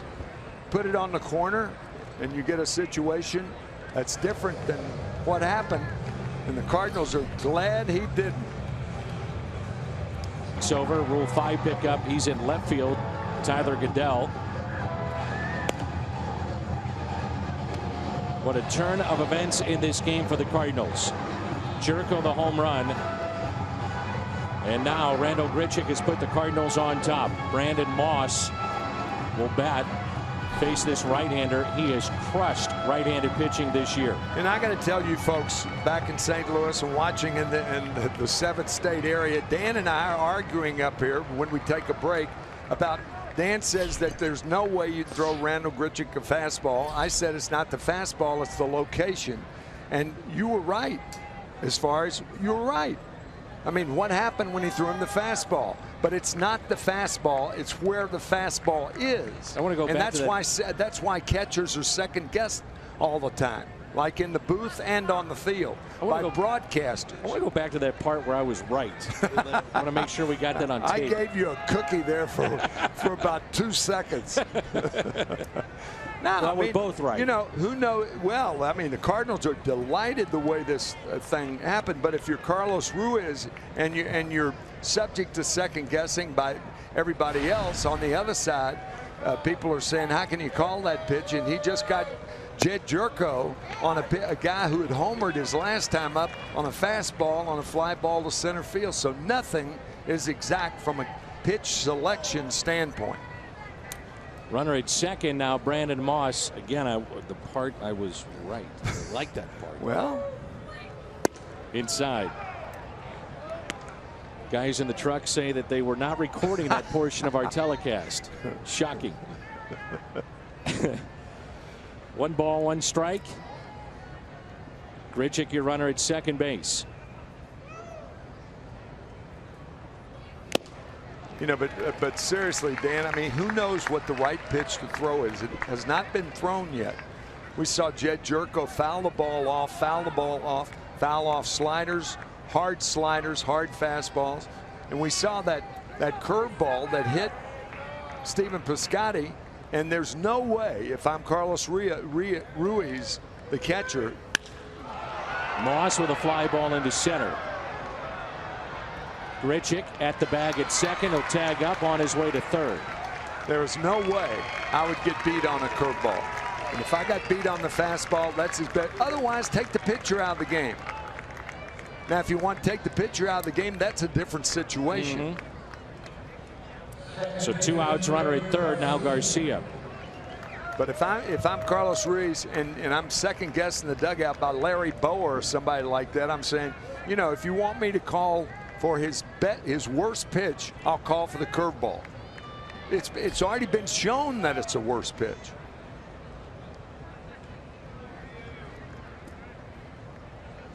Just want to run into a corner right now. Garcia into center. Well, Randal Grichuk, he got the fastball. You always have the last word. That's right. Brecht, well, case in point, here it is. Chevy called to the pen. 6 innings, 2 hits so far in his 3 appearances in the big leagues. He is fun to watch. I guess when Jose Oquendo was playing for the Cardinals, he was a secret weapon. There's nothing secret about Alex Reyes. If you follow baseball, you have heard the name of Alex Reyes for the better part of 2 to 3 years. Yeah. And especially if you're a Cardinal fan.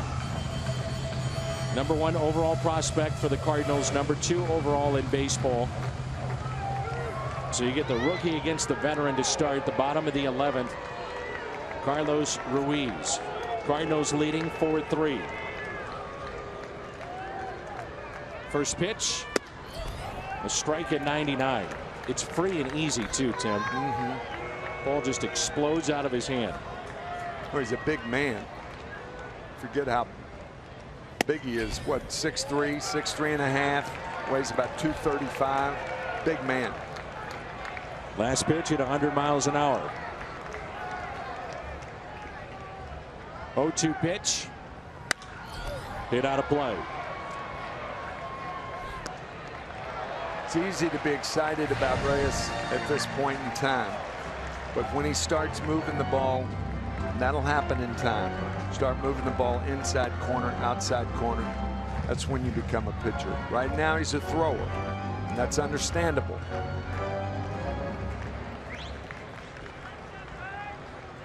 The 0-2. 101. He had 101 in his first appearance in the big leagues at Busch Stadium. Hardest registered pitch for the Cardinals this year. All fastballs to start.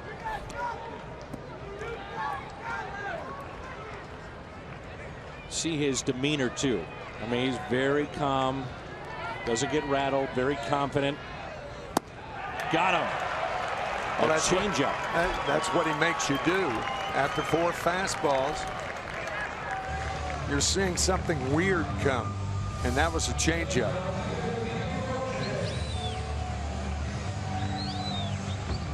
That's an at-bat by an experienced hitter that's also a good 2-strike hitter. And Carlos Ruiz. And you saw what Reyes did to him. Reyes to Ruiz, a little tricky. Now Peter Borges, fastball.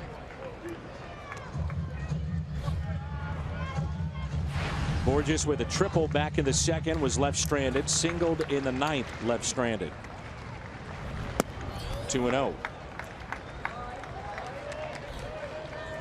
These short spurts for a guy like Reyes, who was used as a starter in the minor leagues. And he comes out, it's 100% max and throwing smoke. Well, you can do that when you only have 1 inning of work, and now all of a sudden you're in a closer's position. Center field, Grichuk, 2 down.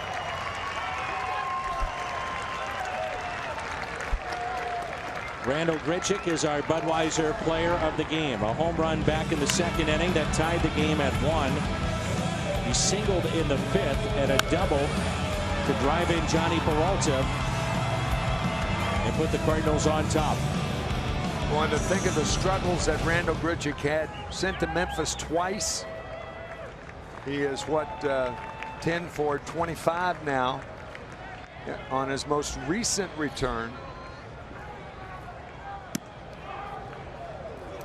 Curveball taken just a bit high, maybe inside. Ball 1. You know what Randall Grichuk, the bad times that he went through earlier in the season can be made up of what he does the next 6 weeks. Base hit into left. Tying run is aboard. Potential winning run comes to the plate.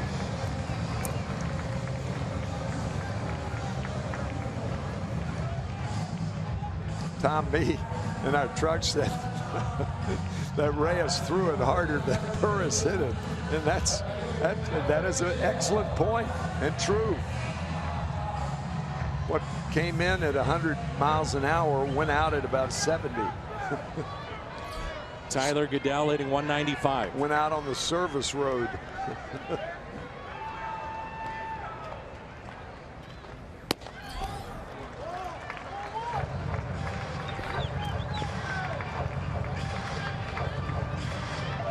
Just curious, the hardest thrower that you caught. We didn't have the gun back then a lot of those years. I was in the 60s. We didn't have a radar gun, and then when they finally got one, some were inaccurate. You know, velocity, and it's a trap in baseball to think that throwing hard is the best way to get guys out. It's not. It's location. It is plain and simple. It's not. But it could be a very important ally for this young man on the mound right now. But again, once he starts moving the ball right and left, inside corner, outside corner, that's when you've got something.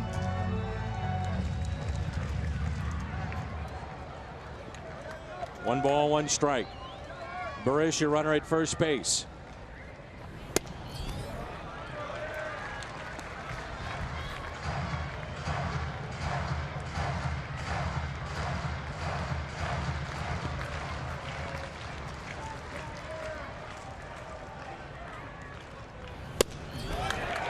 Whew. 2-2. See, that was a 97-mile-an-hour fastball that appeared to be faster than the 101 that he threw a couple of pitches ago. It's how it looks, how it's delivered, how it looks to a hitter. The 2-2 pitch from Reyes.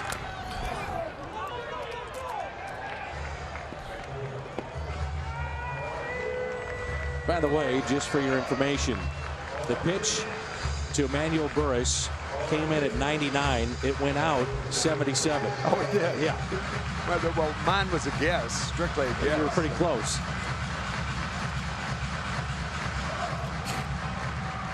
So Burris starts with the pitch here from Reyes. Phillies down to their final strike.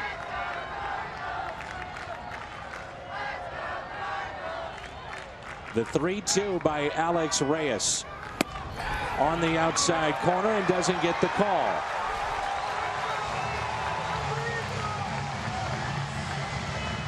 That's a hitter you don't want to lose. Rule 5 really struggling. Yeah. Now you've got the more experienced, better hitter. And Odubel Herrera.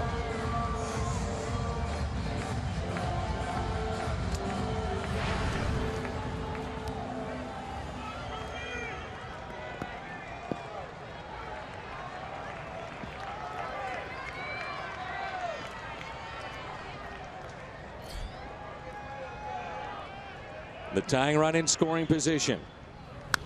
Strike one on Herrera. He is singled tonight. He homered and was intentionally walked back in the 9th. That looked like a breaking ball, right? A little change up, something off speed. Came in at 90, so that's roughly around the speed of his changeup. It's too hard, though.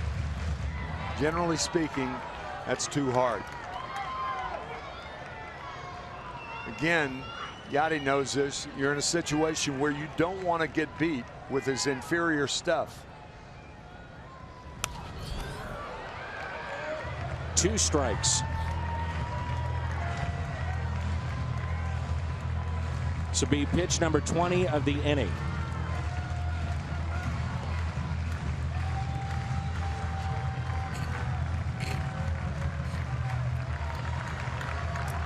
Tying run at second, winning run at first, and again the Phillies down to their final strike.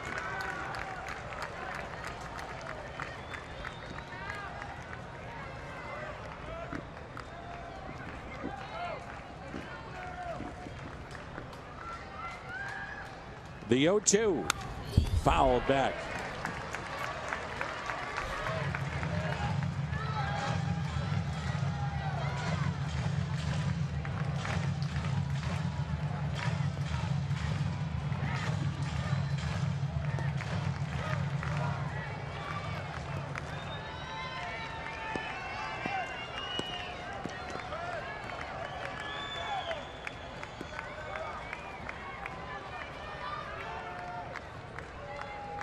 Reyes is set. It's another 0-2 pitch to Herrera.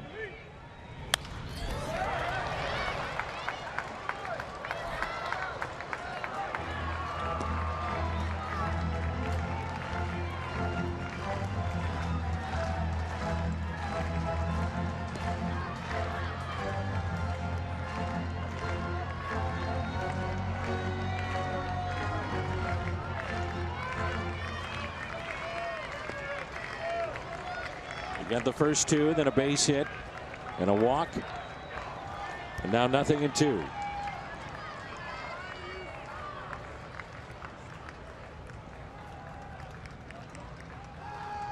Oh-2 pitch again. Ground ball. This should do it. The Cardinals tied it in the 9th. They win it in 11. The final of 4-3. It's another dramatic come from behind win for the Cardinals. What a ball game.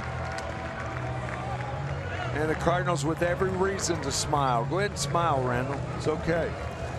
Enjoy it.